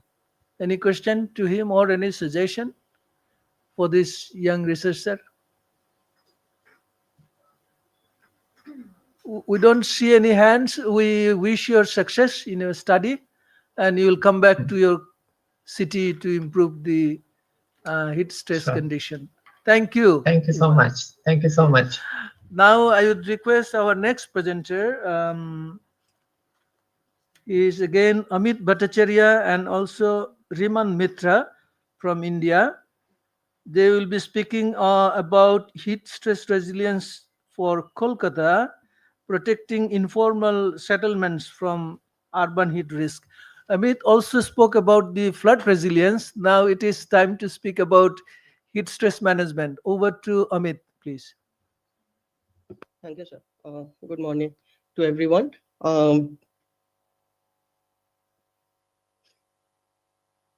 Urban heat stress management is urgent for cities like Kolkata in India. This study by me and my co-presenter Ritam Mitra explores a comprehensive heatwave resilience plan titled Heatwave Resilience for Kolkata, Protecting Informal Settlements from Urban Heat Risk. A comprehensive plan for effective adaptation in India, offering a scalable model for the global south. Kolkata is the largest and a densely populated megalopolis of eastern India in a warm, humid climate similar to Dhaka in Bangladesh. It's a city of historic legacy, diverse cultural expression, employment prospects, and contemporary urban icons that is newly shaping the city. Posed with challenges of intra and interstate migration, the city has been densifying with informal settlements near the commercial cores and hubs of the city. These unregulated informal settlements, along with the urban cores, become the hot chambers during the summertime, which can be seen in the news clippings from the last 5 years.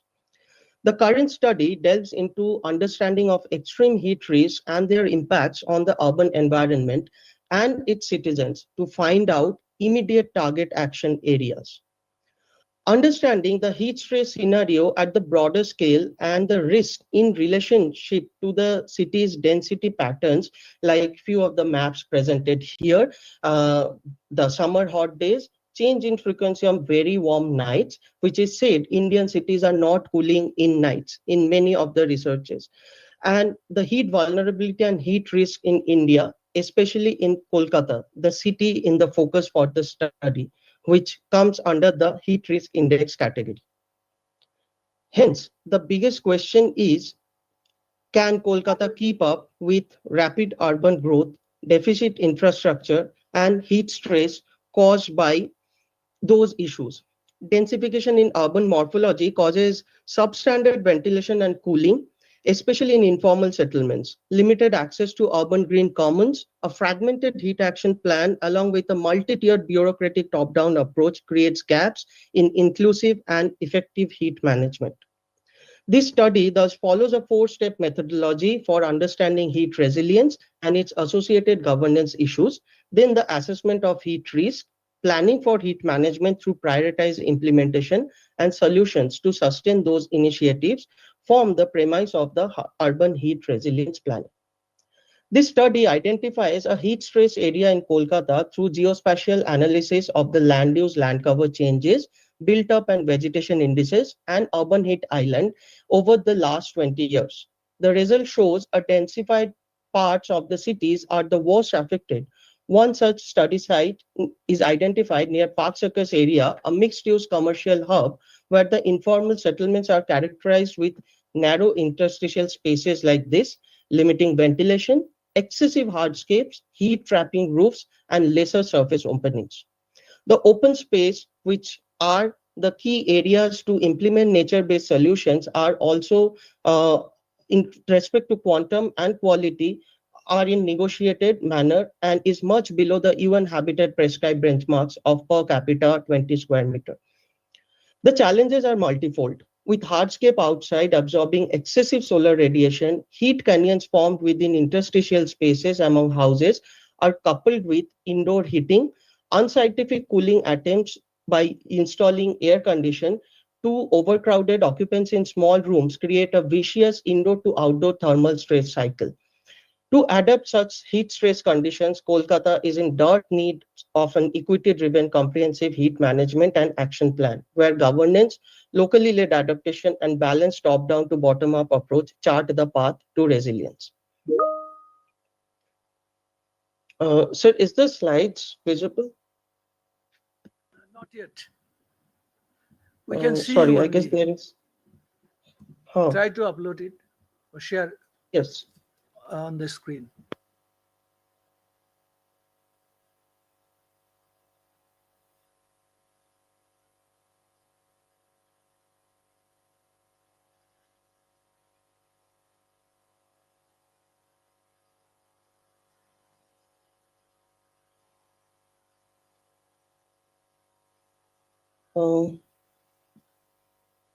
Is it visible, sir, now? Yes. It's coming up. Yes. Thank you.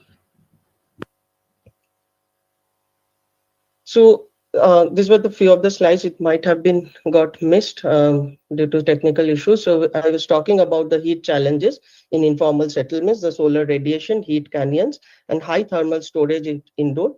Kolkata's need of a comprehensive heat action management plan. And the solution framework connects data sources, corresponding activities, tools of management, and intended outcomes to bridge the gaps identified from the heat risk assessment and their root causes. Communication is a key factor where authorities and stakeholders build the capacity to create heat resilience literacy among themselves and citizens who are at risk. Setting smart goals with measurable KPIs to monitor and evaluate provides long-term solutions. Prioritize implementation, leveraging community strengths, microgreening, which is an NBS approach, and built units retrofitting through sustainable financing, tapping into various climate funds, make it feasible. Establishing a network with other city-level programs and global practices like C40, UN Habitat programs, Resilient Cities Network makes this local initiative scalable to other similar sites. Finally, a MEL strategy is required to track the progress of the heat action plan to ensure effective governance and management. I'll hand over the next slide to my co-presenter, Ritam. Yeah, I'm sorry for the audio quality here. I'm traveling right now, so but I try my best to explain this to the panel. So here we can see the fight is the simulation Sorry, we of cannot the hear area. you clearly. Sorry about that. Amit, would you like to continue on my behalf? Yes, I'll continue. So here with the micrograining approach, we took an evidence-based approach, was adopted, and have a reality check on how the implementation of cooling tools can optimize the heat stress. We are not looking for wonder overnight, but gradually optimizing the heat stress within the informal residence. So it can be seen in the simulated images, the right-hand side, that the heat stress is reduced in the post-greening scenario. A cloud-based simulation tool has been used to make the government people understand also we are talking data-driven approach. This is the result. So through inclusive governance, we could achieve that. So therefore, to summarize, these 5 key points are very significant. Assessment and contextual intervention through locally led initiatives, inviting an inclusive governance approach, and community-driven tailoring of urban cooling solutions that gradually finding a place in national policies and mandates to forge equitable heat resilience in rapidly warming cities. Thank you, sir.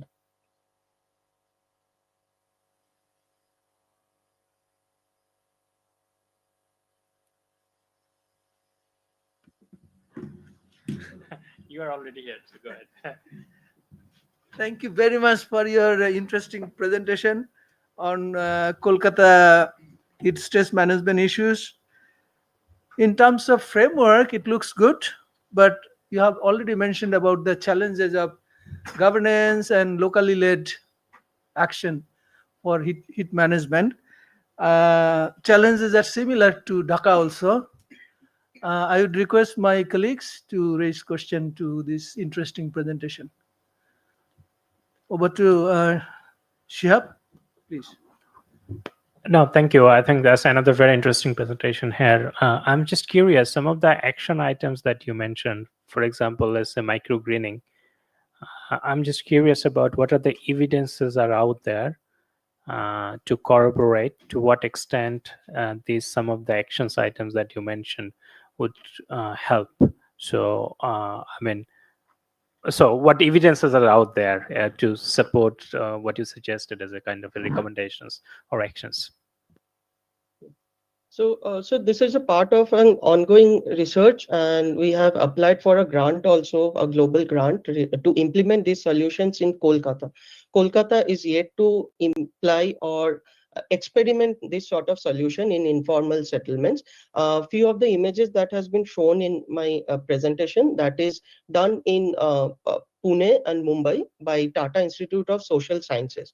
So the target is not creating or green spaces by removing the built units, because that would be considered as an administrative issues or displacement. So targeting the interstitial spaces, the leftover spaces and incidental spaces, which becomes or could be converted into greens. Like in a plotted development, it is easier to target the setback areas, but in informal settlements we don't have. So a field visit which is required very much to identify such areas. Portable units use, especially converting the roofs. If flat roofs, it is easier, but in informal settlements in Kolkata, the challenge is they are having pitch roofs. So there has been few of the solutions has been are in progress from our end, where we could still contain portable lightweight units to at least reduce the solar entrapping through those low quality roofs. And that's why we have taken this simulative approach, that how the optimization happens. So maybe the quantum could be increased through further studies and further implementation. This could be still under that adaptive limit.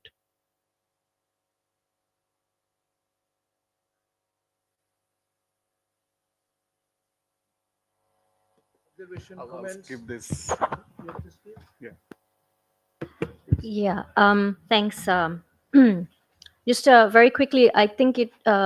My question is: have you thought about who will be implementing these actions? If it's the government, then the aspect that I would be interested to know is how sustainable is this, the maintenance of the green spaces, right? Because if you're doing it in informal settlement, whose responsibilities? Yes. If it is being done Yes. by the communities, where will the financing come from? Thanks. So, ma'am, as I presented that I am looking for this mix of or a blend of this top-down to bottom-up approach. There are many NGOs who continuously working for the well-being impact in enhancement in the informal settlements of Kolkata. So bringing those stakeholders and the key stakeholders who would assist them or guide them in implementation could be brought through community workshops. And there are climate fundings. We have state action plans for climate resilience. Those fundings could be tapped in various under various programs, like even cities program. They fund climate projects, which happened in Bhubaneswar, which is just another city in the neighboring state. So that sort of funding could help in monitoring, evaluation, and learning framework. And the government and the local community, that they need to own that land or the implemented ideas. And whenever there is a gap or some maintenance would be required in, they would inform the municipality, the urban local bodies. And it again has to be a mixed approach, that they either would provide the funding, and from the community the hard labor would come, so it will be maintained again. So this could create that sustainable cycle of progressing.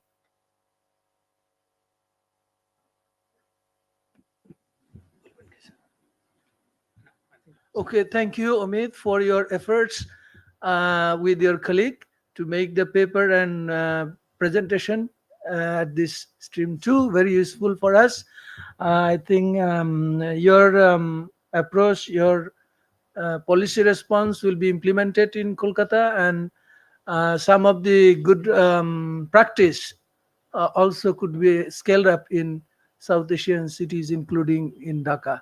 Thank you very much. Now we will move to next presentation. This is by Muhaiminul Islam. He is studying at the Nalanda University in India, but he has made a case on Bangladesh. He will be speaking on urban heat stress in Global South, Dhaka as a laboratory for policy and adaptation. You're right, Bangladesh is quite advanced in policy making. Also, we have an adaptation plan of immediate and long term. But what is your observation about heat stress management? Over to Mohamanul. We welcome Thank you, sir. Mohamanul since he is present here in this conference room. He will be speaking right now. Thank you, sir. Okay. Oh, sorry, you are online. Please go ahead.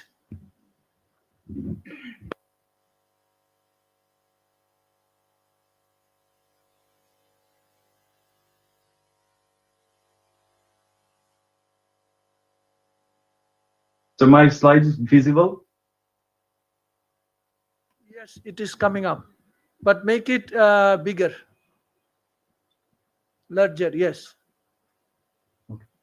Please continue. Okay. Good morning, everyone. I'm Mohaminul from Nalanda University, and I'll be presenting my research title, Urban Heat Stress in Global South, Dhaka as a Laboratory, Policy and Adaptation. Introduction. Dhaka is a striking example how rapid urbanization, wetland loss, and weak infrastructure planning are intensifying heat stress. According to Alam 2018 and Raja and Nima 2013, the city's expansion and reduction of green space green space have trapped more heat in built-up areas. Trotter 2017 found that temperature in Dhaka's city center are 5 to 7 degrees higher than surrounding rural zones. Low-income settlements are most affected. Hashizumi's study 2012 showed that overcrowded housing and poor ventilation make our areas especially vulnerable. Researchers such as Alom 2018 and Uddin 2022 further explain that land use change and unplanned construction worsen heat exposure, particularly for socially disadvantaged groups.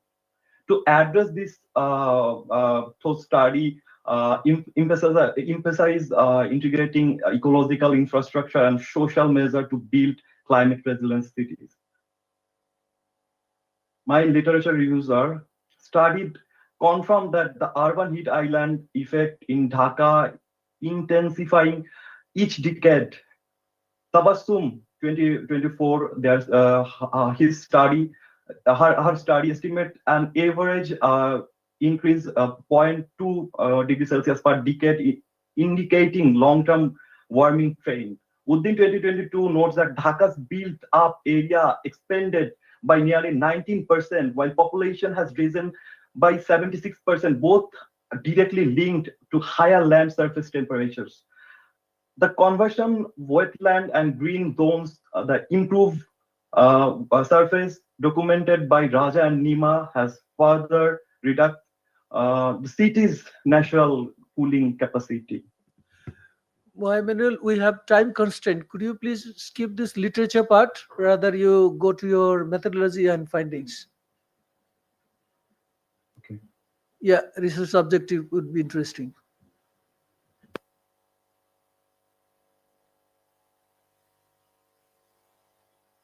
My research objective analyzes key drivers of urban heat stress, land use change, wetland loss, and poor infrastructure. Excess socio-economy, vulnerability, and adaptive capacity of low-income groups, review policy, response, and government gap. Explore nature-based community-led solutions such as rooftop greening and tree planting, and canal restoring position Dhaka as model of scalable urban heat management and global south. My research gaps are four major gaps emerge from existing studies. Policy gap, plan exit, but enforcement is limited. Then social gap, informal statement face disappointment, heat explore. Then integration gap, few studies connect nature-based solution with community and institutional coordination. Empirical gap, Dhaka's role as a policy laboratory for adoption remain unexplored. This is my methodology. This methodology data-based quantitative case of Dhaka. Sources include per review, journal, government document, and NGOs report from organizations like World Bank 2021, BRAC 2022, and ICLE 2023. Analysis combine comparative, spatial, and policy content method, where while no primary fieldwork was conducted and synthetic provide a comprehensive picture of Dhaka's urban heat dynamics and policy responses. These are my findings. Findings indicate that Coral and Kamrani similar density informal the peri-urban zones that studied by Uddin 2022. Areas with trees, pond, wetlands shows lower surface temperature, confirming that natural feature offer cooling habit. This studied by Raja and Nima 2013. Low-income communities living compact, poorly ventilated housing face higher health risk from extreme heat Hashizumi 2022. It's his study. And this is finding adoption strategies. All insights are derived from secondary data. First one is hotspot.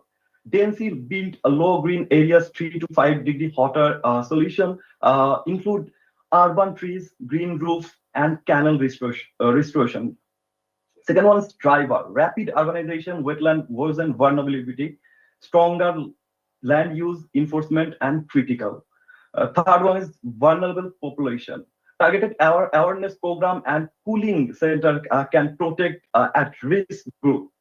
Ecological adaptation, green corridor, park, and urban health reduce surface heat. Technological adoption promote electrical vehicle and efficient public transport and lower emissions of and temperature. Governance weak institutional coordination limit success. Stronger partnership and community involvement are essential. Overall, Dhaka needs integrated framework combining policy reform and ecological restoration and social inclusion. This is my discussion. Urban heat stress, Dhaka, not just environmental problem, it's also social and fragmented policy hindered progress. Socio-economic inequality means poorest communities bears the higher burden. This is my policy recommendation. Strength regulation with heat resilient design and zone codes promote social inclusion by prioritizing vulnerable groups in adoption planning, scale up urban forestry, rooftop garden, and reflective materials. Establish early warning system and local awareness campaign, improve interagency coordination and cross-sector partnership, use Dhaka's experience to guide urban heat policies and global south cities. This is my conclusion. Dhaka's experience shows that unplanned urban growth amplifies vulnerability to heat, building resilience and require ecological restoring, strong governance and inclusive community engagement, nature-based community-driven solution, deliver co-benefits for health, equality, and environment. Ultimately, the lessons from Dhaka's provide pathway toward sustainable and climate-resilient urban development throughout the global south. This is our reference. Thank you. Thank you very much for your nice presentation.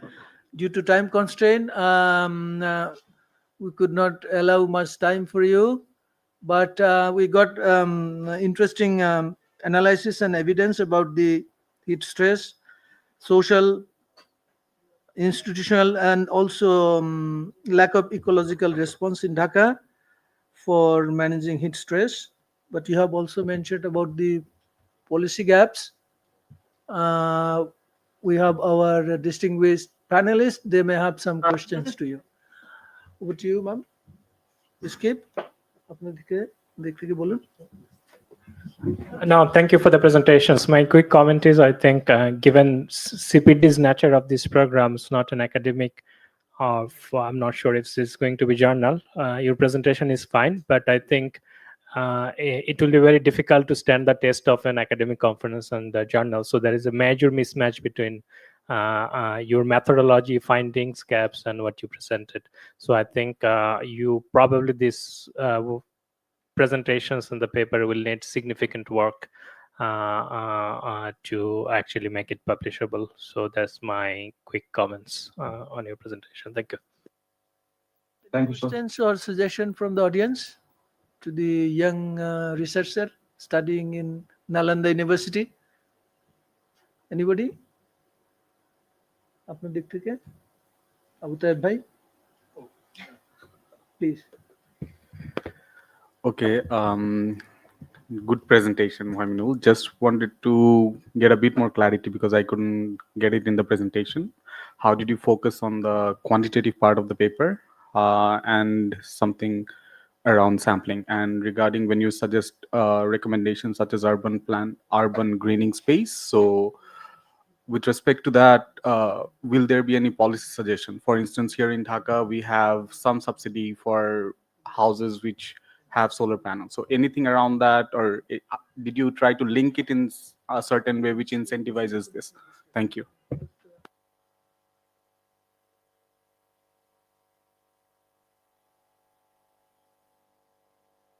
Okay. So my recommended policy for government that the buildings are rapidly building over there. So my point is, if anyone want to build his or her building for 2,000 square feet, so the Rajuk or Dhaka City Corporation can collaborate, and they are mandate to make policy that like are green rooftop, like they have to farm on their rooftop for green. And this research did not really on primary field data such as surveys measurement instead of quantitative secondary data methodology. So this is my recommendation for the government and city corporation. Thank you. I think you will take some of the suggestions from our panel to improve your research methodology and findings. We wish you will complete it and come up with publication. Now we are moving towards the final presentation of this stream 2. I would request Sayan Sadiq to speak on aligning India's fiscal policy with sustainable goal through green budgeting, and he will also reflect on policy recommendation in this regard. Over to Sayan. I'm here, sir. Please. I'm present here. All right. Can it? All right.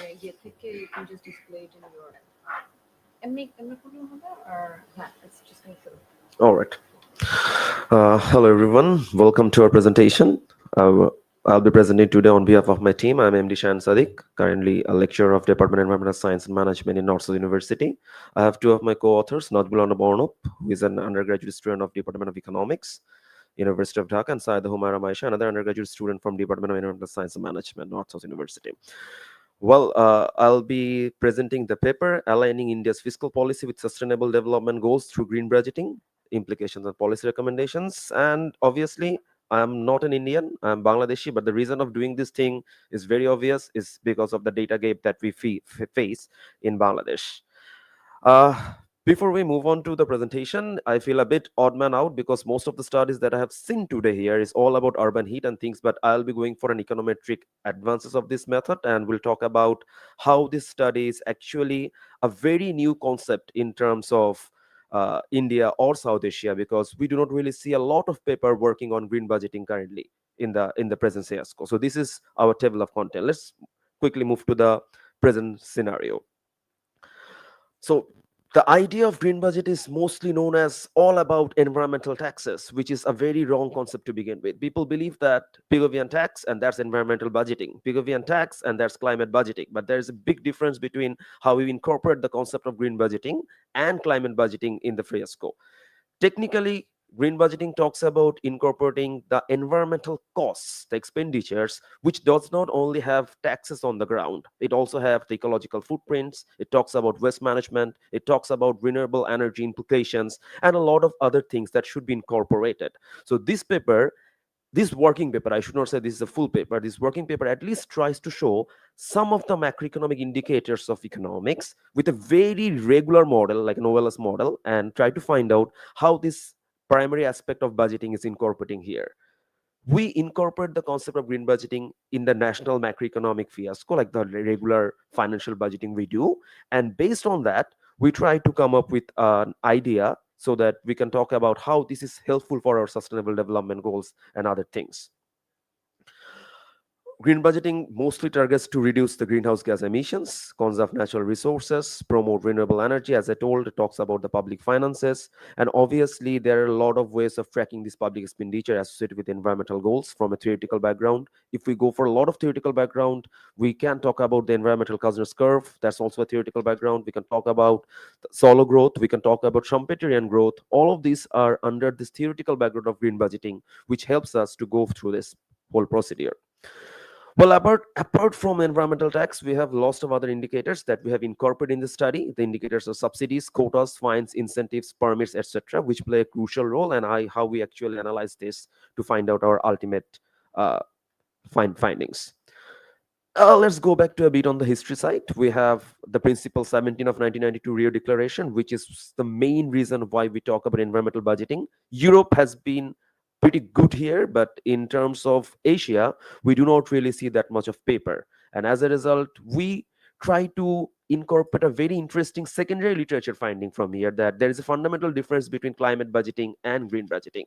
We consider climate budgeting as green budgeting, which is a wrong concept. Climate budgeting mostly talk about the adaptation and mitigation funds and only that. But green budgeting incorporates the concept of environmental concerns in every budgetary issues that we face. That might be an environmental education issue, that might be in the sense of disaster, that might be incorporated in the sector of climate and other factors.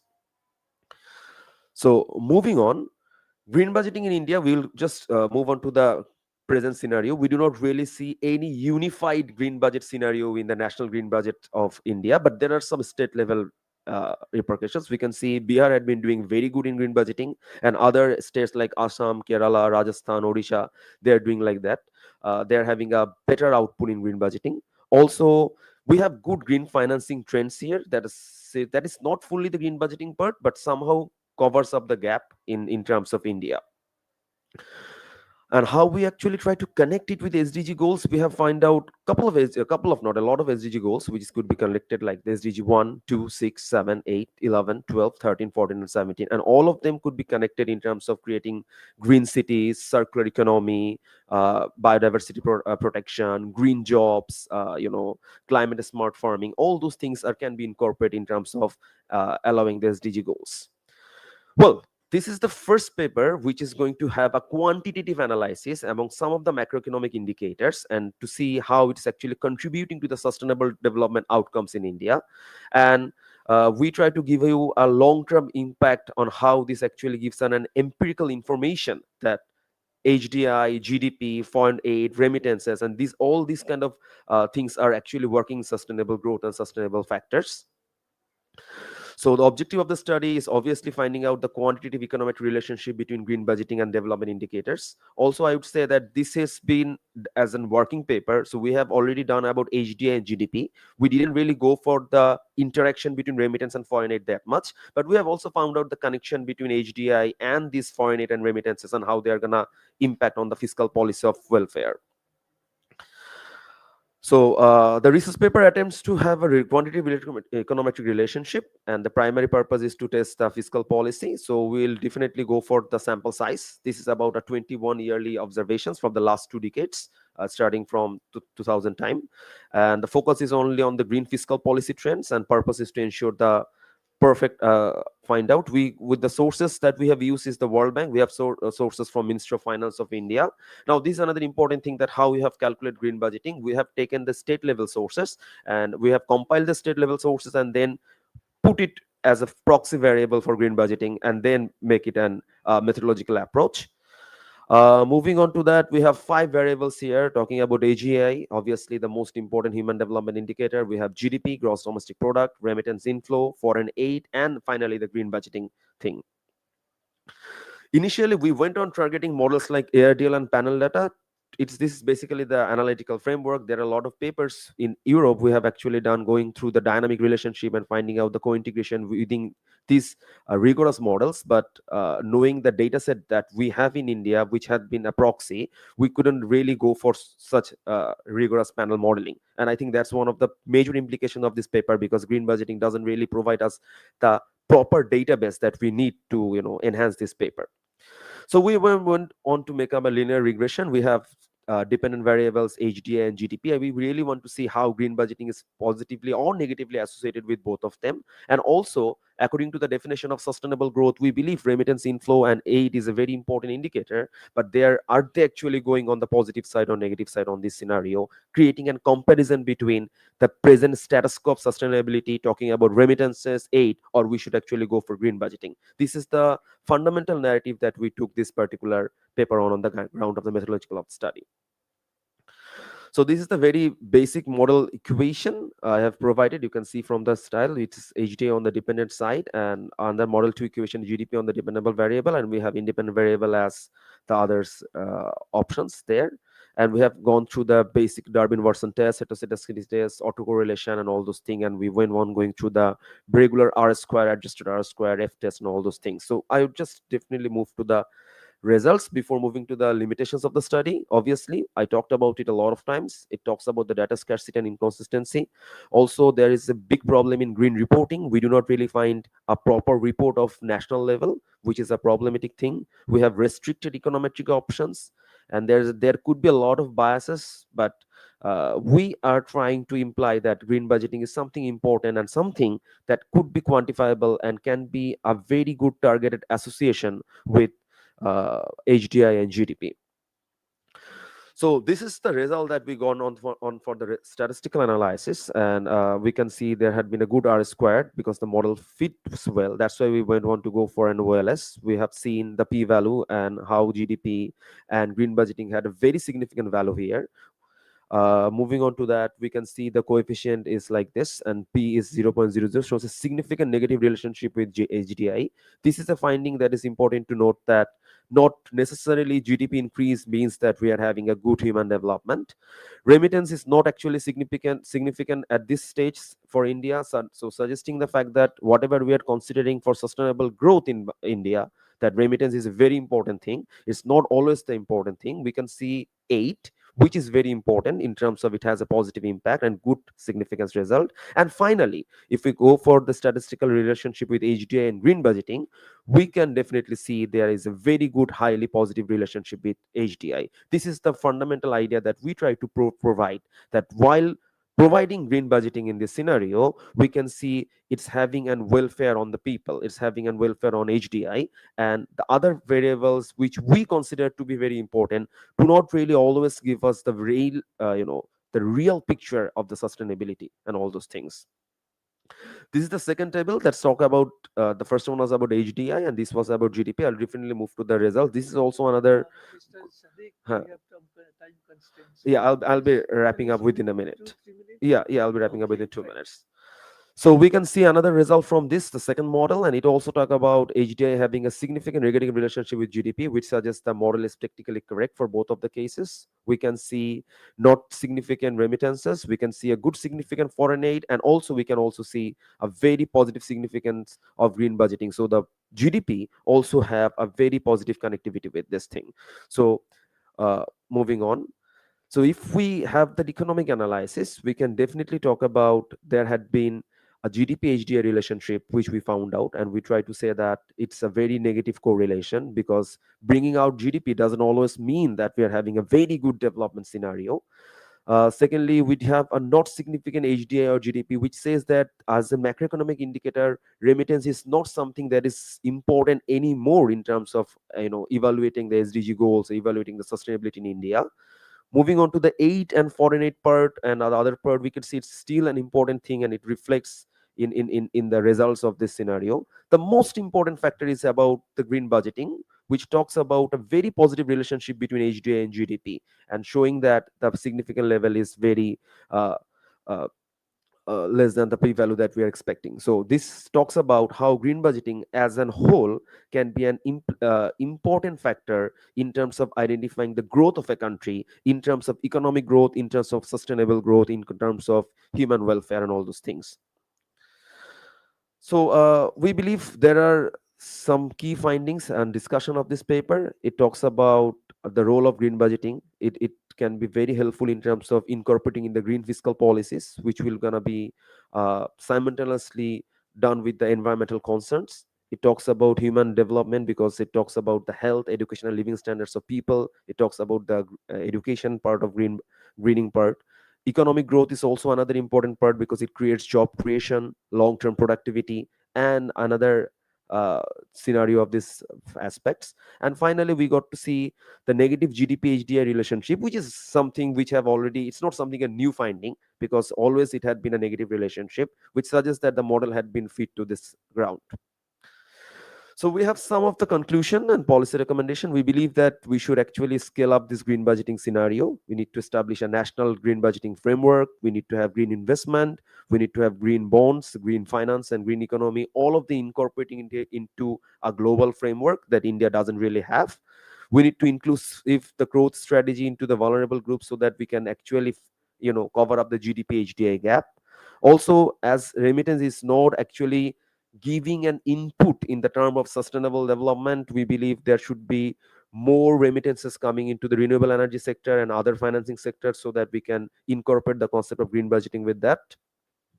Finally, we have to strengthen the data. We have to establish independent evaluation mechanism, cross-section integration of environmental, social, and economic goals. We need to have proper reporting, and also launch training and skill programs in green technology, environmental management, and sustainability so that we can integrate the concept of green budgeting to everyone. So this is all from my side, and these are the references that has been paper. At last, I want to say that this is a working paper. This is not a paper we want to say that ready to publish at this very right moment, but we are trying to find out a connection, a connectivity, a quantitative connection, which was not seen before. Most of the papers on green budgeting was review papers and qualitative discussions because there's a lack of data. So we at least try to find this out. Thank you, everyone. Thank you, Mr. Sayan Sadiq. We are sorry to hear that there is data paucity in Bangladesh on economic data. You could not do econometrics analysis based on the available data, but you have done an excellent work based on Indian context. I would suggest you should share your findings with some of the Indian institute like Development Alternatives or CANSA, Climate Action Network. They can use some of your findings for improving their policy and fiscal framework. You have also demystified the concept of green budgeting with green tax and also about the climate financing. But I think there is some relation with this green budgeting, since this is addressing GHG emission reduction and environmental improvement. It might have some link with climate financing in India, in Bangladesh, because climate fiscal framework is also thinking of source of climate fund utilization effectiveness, both for risk reduction as well as sustainability and resilience. So you can find the link at the end of your analysis. I would now request my expert panel to reflect on his presentation. Raise any question, please. Thank you very much. Very interesting to, I mean, the distinction between climate budgeting and green budgeting. Just one quick question is, India is a very large country with a lot of disparity among the states. So are you considering state level data?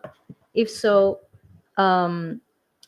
which states are you looking at? Are you comparing the like the more economically affluent ones to the other ones? And second is, I assume you're using the Human Development Index of the World Bank. You've probably seen we're moving more towards human capital accumulation. So just wanted to understand why you're choosing still human development as opposed to human capital. Maybe because of data scarcity, but yeah, would like to hear from you. Thanks. Well, the first answer to that is we have used data from Bihar, Assam, Kerala, Rajasthan, Odisha, Meghalaya, and all these six. We have these are having data available for green budgeting, and we multiply it with the state level. Obviously, this multiplication cannot be the perfect multiplication as you have mentioned, because there had been a lot of disparity, because the scenario of Haryana is not equivalent to Mumbai. The scenario of Mumbai is not equivalent to a country in Kerala. A state in Kerala. So that's why we have to use that, because there is no available state level data on this thing. So that's the first thing that we had to do. We use it as a proxy variable in the first place. And the second, about the idea, I really appreciate that. We could have used that, but then again, we couldn't find 20 years long data for the human capital that you mentioned about. We found out about the HDI one, and we found that HDI data was more synced with what we are trying to find out, because it talks about sustainable growth, it talks about human growth. So we just wanted to show the very basic indicator which is known to everyone, like HDI and GDP, to be considered there as a part of the econometric discussion. That's it. Over to you, Abu Taib. If I may go next, Yeah, great sure. presentation, and thank you so much for shedding light on this topic. Really interesting. So, just I would like to go into the methodology. So, as you have mentioned, you chose to go with OLS rather than ARDL with the time series data. So, just wanted to understand, how did you control for the stationarity of the data that came up for 20 years? So, any robustness checks or Yeah, we have done Thank you. the regular robustness checks, the regular models that we used to play. One of the reasons why I couldn't go for the ARDL is because of we had to go through a couple of imputations in the data set, because even if I'm talking about 20 years of data, there's no available of 20 years of data in couple of couple of sectors. So because of the imputation factor, we couldn't really go for more robust model like ARDL or something like that. But we went through the basic robustness checks that helps the stationarity that you mentioned. So that's why the result came fitted in our model, and we tried a couple of models while doing this thing. So the easiest one actually gave us the result. So that's why we went for that. Yes, please. That we really deserve.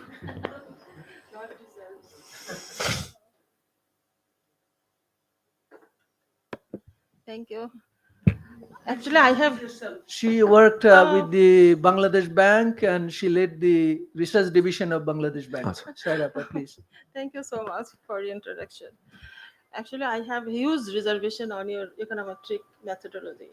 Mhm. OLS, you used OLS, and I don't know whether you used unit to test. He said the robust net, but unit to test will be Unit the. test, obviously. I don't know whether it is tested here.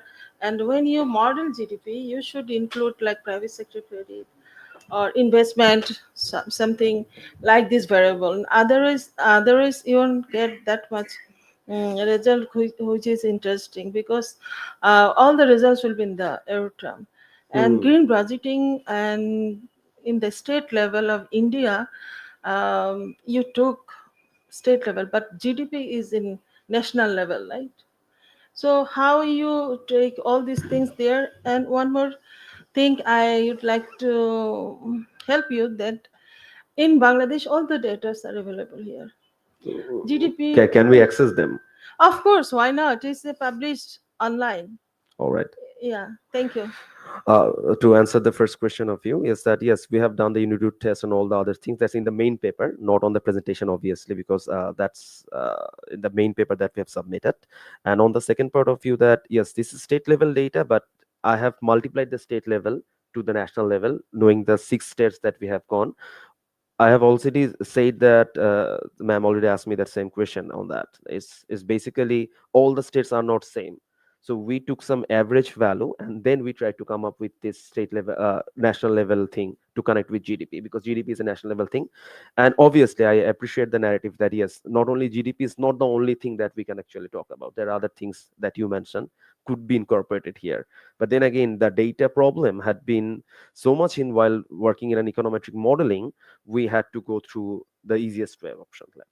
That's it. Yeah, thank you so much. But when you use OLS, you need to use the not linear OLS, but pooled OLS. I Yes. think that would be great. No, it's very interesting. The reason I say very interesting, but I'm not surprised with your findings, because the very institution that you're coming from, I was teaching a class in this morning, 8 a.m. global environmental politics, and I was talking about the growth, degrowth, and then telling that GDP, with the GDP you really can't measure. So I'm not surprised, but I'm surprised with one aspect. You found it in India. Because the debates and discussions and some of the arguments that are out there, particularly for the developing countries with growth and GDP, still there are the correlations, or even you can actually attribute with GDP to kind of in certain HDI parameters that are out there. So this is quite interesting. I find that Even for India, you found that there is a kind of disconnections between GDP and HDI. But having said that, I think one of the points that you in the very beginning you clearly differentiated between the climate and Green budgeting. green budgeting. But in one of your findings, you said that aid actually does contribute to what? To the Let's say overall, well-being or whatever yeah. the term you used. But a lot of aid budget actually does contribute to the green budgeting, and the remittances also has a contributions. It's expenditure, but also these expenditures go into education, health, and whatnot. Like from very qual and anecdotal evidences, if I go to the countryside, the families which has a family in XYZ country sending remittance, and there are some studies actually out there in terms of because they're able to spend their that money for the education and so on. There's a upper mobility and so on. So this is a very quite fascinating and interesting, but there are perhaps a lot of nuances are out there. Of course, it simply could not be kind of uncovered by the regressions and econometric analysis. Obviously. But I just wanted to kind of just share those thoughts with sure, you, sure. I with really you on get that. it. Yeah. Thank you. No, Thank but you. I think it's very quite interesting study. Yeah, I'm very curious to learn more. And outside you said you study in my next class actually All with some right, of your sure. students there. Yeah, sure. So yeah, good. Thank Thank you. you. Thank you. Well, the thing is that actually we can actually go for rigorous econometric models that had MAM said and all those things, and I know all of them. The problem is that I tried to do something uh, new. That was the only target of me. Green budgeting has not seen any quantification still now in Asia. So this is something that I tried. I might be wrong in some of the aspects, and this model need to go through a lot of changes, a lot of things, a lot of other things. I am doing a similar model, the GMM model on Philippines. I'll be presenting it on Philippines the next 2 days, I guess, on same green budgeting idea. So the data of Philippines is good. I can do with that, but when having this thing, I'm facing the problem. So hopefully, maybe I'll be coming up. This working paper would come up with more refurbished models and more refurbished ideas and all those things. My other very quick point is we talked about the data paucity with the chair Dr. Malik has mentioned, but I think for Bangladeshi data, if I were the researcher, I would just not take it with pinch of salt, but with probably shovel of salt, because the level of manipulations and the level of kind of went to we particularly with the macroeconomic data. That's what we know, that we first said that what the GDP should be, and then we fixed up all other macroeconomic, all other data to substantiate my 6.5% or 7.5% growth. So yeah, my point is, of course, so that's what I, as a kind of, if I'm a researcher, as an economist, we actually not able to really money dig into those data, that what nuances are out there. Some of it could be, there are chances, high chances, that manufactured data. That's that's number one. Other point I wanted to say, with also with the climate budgeting, see, with Bangladesh, with the climate budgeting, they say it climate budget, but it's a green budget, how you described it, because they put it all the allocations that are given to different ministries, which even have a very remote connections to climate. And now climate is a wholesale word. Everything is climate resilient, everything is sustainable, everything is green. So even in the projects, it's a climate resilient, but it's a pure infrastructure project, and it has devastating effect on the adaptation, climate goals, and environmental goals. There are evidences are out there, hard infrastructure project. Now I just put it, if it's a climate resilient project XYZ, but when they count it on the calculation of the budgeting, they take it into climate. So this is climate budget, this is green budget. So that's I just wanted to put it out there publicly. Of course, post July we can speak up and speak frankly. So I took that opportunity. Thank you. Thank you, Sheb Bhai. Very interesting discourse. Over to you. She has a question. Just a suggestion. Um, your research topic is very interesting. If I were you, I would pick a smaller and less complicated country, so that your messaging and your results don't get lost in the complications of the country structure. And also the coefficient is 0. It means nothing. 0, 0, 0, 0, 0. What is that meaning? No. Coefficient is 0. You showed in your slide, right? I saw it clearly. I think our CPD colleague got much interest in this econometric analysis. We'll keep our discussion, yeah, going on. And lunch time is approaching, so we are hungry. Uh, we're not angry yet. We have interest to learn from each other. So this is a platform for shared understanding. And in the schedule, we have an open floor discussion session. We have 8 papers. If you have any suggestions, any questions to the presenter, I hope they are online. You can make it in 5 to 7 minutes. Then we go for final remarks from our judges. Okay. No questions, no suggestions we see, but now we have to move towards remarks from the judges. First, I call our distinguished expert, Ifat Mahmood from World Bank, to make her comments. Thank you very much, and I apologize that I have to leave in a few minutes for another pre-scheduled meeting. Thank you to CPD for arranging this interesting and important platform for young researchers to come and present their ideas. It was very interesting for us who work in public policy space to hear some of these novel ideas and research angles, sort of to speak, because we focus at the macro level. Given the way we work, these interesting technical ideas are always a welcome change for us. So thank you very much for that. I will just make some generic comments to cover all the presenters. One is to pick your theme or sub-theme, because there's a lot of work going on under climate change agenda. As my co-panelist was saying, it's very easy to fit anything and everything under the broader climate change discussion. So to make your paper relevant and technically strong, I would suggest speak a very specific theme, sub-theme, or a specific group of people to look further at. So deep down vertically more rather than spreading horizontally. Second is when you're preparing a paper, you're competing with a lot of upcoming talent. So I would suggest to keep in mind the research question very clear. Because when we go into doing research, it's very easy to get lost in the sense that go into diagonal areas and look into multiple issues.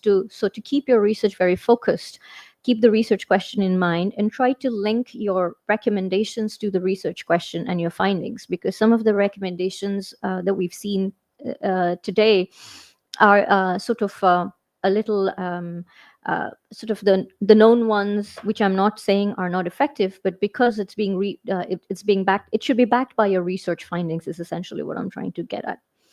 Finally, when making policy recommendations, since the theme of this particular stream was locally led adaptation and nature-based solutions, it would be important to keep in mind what is implementable in the area or in the country that you're looking at, and keeping it sustainable. Because if we do something today and it's gone tomorrow, doesn't really help. And finally, as I was just making the comment to you, it would be very important to keep the country and legal context in mind, so that it doesn't dilute your findings or the area that you're looking at. Once again, very, very interesting. Thank you, CPD, for inviting me, and good luck to the researchers.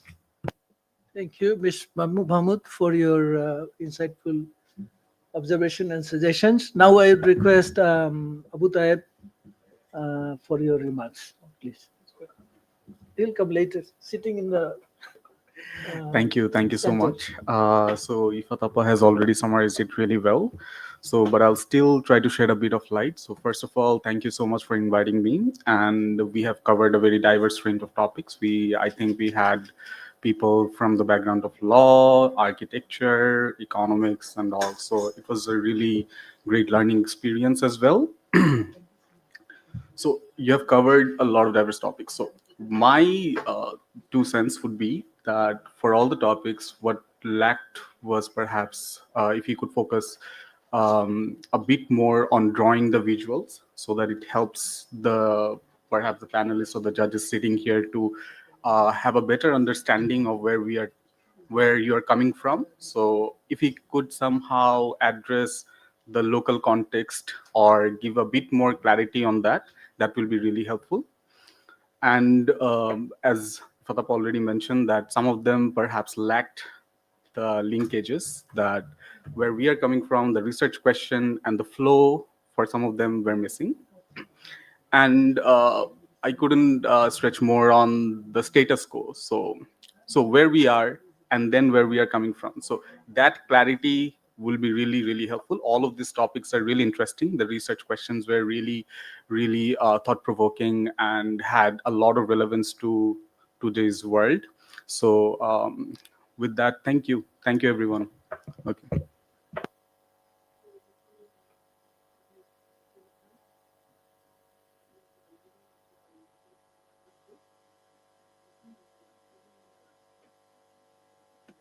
Upcoming COP30 will have special focus on youth engagement. So, right youth leader, please give your insight and directions. No, thank you. I graduated from the youth category sometime back, way back. So I don't fit into any definition of youth, even the UN one. By that, some older people try to fit in. But of course, I'm youth. I work with young people. But I will say 3 specific points on the conclusions, I think. Number one is we do here in Bangladesh have a very reductive translation of climate change and very problematic one. And in how that is so is the mainstream discourse is আমরা ডুবে যাব মরে যাব আমরা হচ্ছে যে we need aid, we need funding. That's to some extent true, but this is not the whole picture of it, because some of the critical literature would shed light in a very different way, and that even be as provocative as it is saying that our ongoing interventions and the efforts that are being put into place to adapt to it, deal with climate change, is not helping, rather is exacerbating the climate change. So for reference, I would like to give you a reference of, there is a very prominent researcher called Dr. Camelia Dawan, there's a LSE professor, Cassia Paprocki, and there are a few other, Jason Kearns at University of Texas. They have done seminal work in telling us যে আমাদের এই বেঙ্গল ডেল্টাটা where Bangladesh is located, এটা একটা খুব unique deltaic geography, but we look into the problem very very linearly. That temperature rise, water বেড়ে যাবে, ডুবে যাব, মরে যাব, আমাদেরকে সার্ভাইভ করতে হবে, টাকা লাগবে, কিন্তু টাকা কিভাবে ইউজ করবো ওই ডিসকাশনটা পরবর্তী নাই আর কি। So I find it extremely problematic in the national discourse that I have to do XYG project today here, tomorrow here, but it's not really understanding and evaluating what impacts those projects are doing. Is it really helping us, and how should we make the course corrections, and then as a country we should move forward to become a climate resilient country. So I think as a researcher, as an academic practitioner, we all has a very very important role to in demystifying and understanding and bringing that critical knowledge into mainstream discourses. That's number one. Number two is how brilliant my research is. I'm a researcher. My research and findings may become obsolete actually a year, 2 years, 5 years down the line. So having that humility to do the course corrections and updating and changing my perspective as an institution, as an individual researcher, wherever I am, I think I find it very, very important and crucial. So what I found in the Bangladesh is, in the landscape of knowledge landscape, big institutions, even with findings telling something working and something not working, nobody paid any attention to making the course corrections, sticking to the old way of doing things or whatever they have done, even not having the humility that my actions, even with the very good intentions, that with 100% good intentions doing good, but might cause harms, might have counterproductive results. But our intellectual and discourse really don't take into that account. So I think having that humility to do course corrections and say that what I'm saying today here might not be the entire picture, might be wrong, and there are latest knowledge and out there. So this is the second point. I think the academics, researcher, younger one, I think we should have an that humility dimension of it. Third part is I think we should have always have a learning mode. There's always learning, always updating, and that also relate to my final point of we this in the climate space often the solutions things are not driven by ourselves, as imposed upon, driven by external countries, institutions, and factors.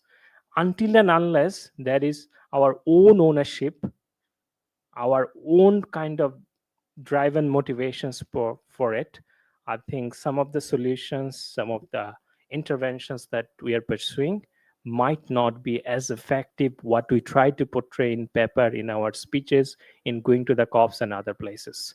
So let me recap. I think we need to change the mainstream climate change discourse or narrative here in Bangladesh. Second is we should, as a researcher practitioner, we should have the humility of doing the course corrections. And number three, I think, is a learning mode, and also it has to be self-driven. We as a country should have ownership of dealing with the problem. So thank you very much for having me over here. Thank you, Shia Bhai. I think after this interesting reflection from my wise and expert panel, I have to speak less now. And we are now hungry. We can be angry, so I'll not take much time. But we got much insight about the depth of the problem, particularly in the shoreland area, in coastal area, also in the cities, and where the most marginalized group are affected badly. So climate change is also increasing inequity and injustice in the society. One of the aim of CPD and our partners is to achieve peaceful society, inclusive society, and just society. I think this discourse has contributed a bit to that end, and we have discussed the macro links of climate change, policy, fiscal framework, and also focused on nature-based solution, NBS, which is an emerging approach, and that is to be enhanced through locally led approach, locally led adaptation. We got interesting case studies and findings from around India, Bangladesh, Afghanistan, and also from East Asia, Philippines, and Indonesia. That are very useful. We'll prepare proceedings, a report highlighting the key findings and recommendations. That would be useful. I would like to thank CPD, the presenter, the participants here, your enthusiasm to interact with the young scholars that help us to build shared understanding on the complex issue. So, and also my colleagues from CPD, those who are working behind very silently, that is why we have this successful event here. So thank you very much, and we'll keep going. CPD will keep this platform alive with the youth and the academic professionals to contribute to discourse on not only climate change, sustainable development, and also we look forward to send some of the recommendations from this discussion to the upcoming COP 30 in Belém. So thank you very much. We will. Okay, I have a small announcement. we got 9 papers here, and our judges made some what we call not evaluation, but some judgment on this paper based on some criteria: novelty of the issues, the clarity and argument in these research questions, and methodology, combination of qualitative and quantitative, and findings, and how these will impact our policy and action. So based on this criteria, we have come up with some grading, and we'll find at least 3 interesting paper that would be awarded today at 5:30 p.m. or 5:15 in the evening. So you are also invited to take part in the award giving ceremony of this paper. Now we invite you to take lunch after this very compact, interesting discussion. Where is lunch served? At the same floor or upstream? At the same floor, just outside this room. Okay, thank you. Take your lunch and have discussion during the lunchtime. Bye for now. Thank you, judges and the participants. Please, I'm inviting you to the lunch just outside the room. CPT colleagues, please show them the lunch room. And thank you for online participants for joining the session. Thank you very much.